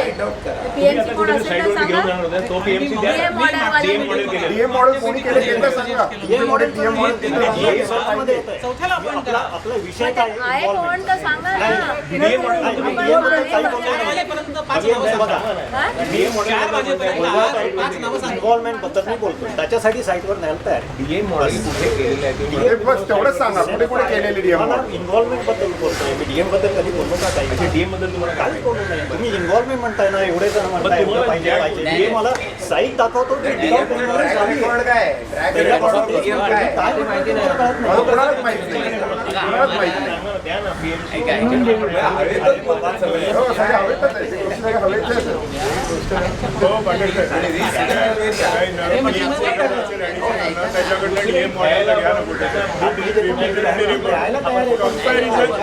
कंपॅरिझन करण्यासाठी आपल्याला आता जो कोण राहिलाय कोण, हो तेवढेच आहे. राहिलाय कोण, एखादा पीएमसी सुचवा ना डीएम मॉडेल. तेच मी म्हटलं. एक PMC कोणतरी राहिलाय. हे करा ना. सांगा, यांच्याकडे काहीच नाहीये. आपल्याला काहीतरी पाहिजे. घ्यायला 3 पाहिजे. परत असं नको करू.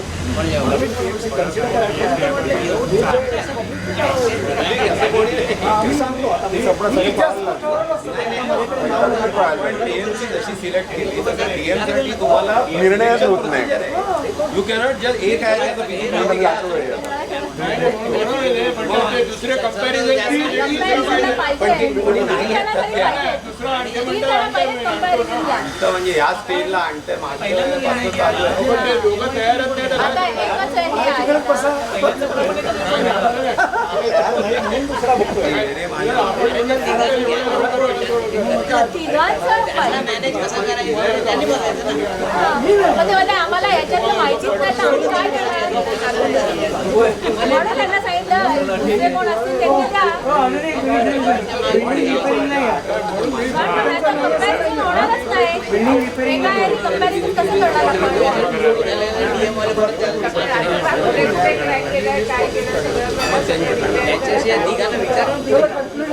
हो, त्यात हे या गोष्टीला काही हेच नाही. हे लोक बोलतात, आम्हाला समजवा काय डीएम मॉडेल काय निर्णय होणार नाही.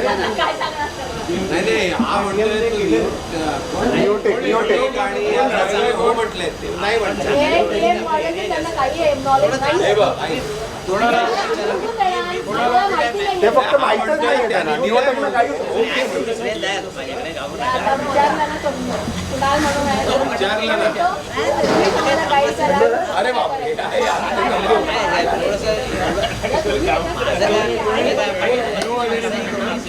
निओवाल्याने सांगितलं सांगितलं हा म्हणतोय दोघा जणांनी हो त्यांनी केलं म्हटलं कुठला प्रोजेक्ट निओवाल्याने प्रोजेक्टच केला नाही कुठला निओटेकवाल्याने स्वतः पण निओटेकने कुठला प्रोजेक्ट केला नाही. अच्छा जे तुम्हाला नवीन सांगतील की आम्ही DM ला ऍग्री हो. आहोत त्यांनी केलंय का काहीच नाही केलं. मग कसं काय तुम्ही सिलेक्ट करणार तर उगाच हवेमध्ये सगळे चर्चा झाली कुणाल मी तुम्हाला एक धड काढतो. आलेला त्याचा या आम्हाला तिघांशिवाय याच्याबद्दल काही नॉलेज वयस्क नाही तुम्ही तुम्हाला एक नाव समजवा. सुचवतो. काय प्रकार आहे कॅम्पसमध्ये. पण ते तिघही बाद आहे तिघही बाद आहे कोणाला अनुभव नाही नाही, फक्त report काय मग उपयोग आहे त्या DM चा? त्यांच्याकडून जर कोणी केलं suggest करतो. तर तुम्ही DM म्हणून सगळी चर्चा झाली चहा पाहिजे का चहा प्यायचं समजा मी एक विषय मांडतो सर की समजा असं ठरलं की DM मॉडेलचा रिपोर्ट आल्यावर सगळ्यांचं एकमताने ठरलं की DM मॉडेल नको एकमताने ठरलं असं गृहीत धरू क्षणभरासाठी तर मग ह्या तिघांपैकी एकाला डिस्कार्ड करायची वेळ नको कारण एखादा एक एक्सपर्ट असतो त्यामुळे तिघांच्या शिवाय जर चौथा ज्याने DM केला आहे अशा माणसाकडनं जर रिपोर्ट घेतला तर कॉस्ट वाचेल आणि प्रॅक्टिकल माहिती मिळू शकेल आणि तिघांना आपण हात नाही लावत त्यांना कुणाला तुला हे ते असं नको करायला. दोघं मिळत नाही ना सर. दोघांनी option ला टाकलं. आमचा विषय option ला टाकला.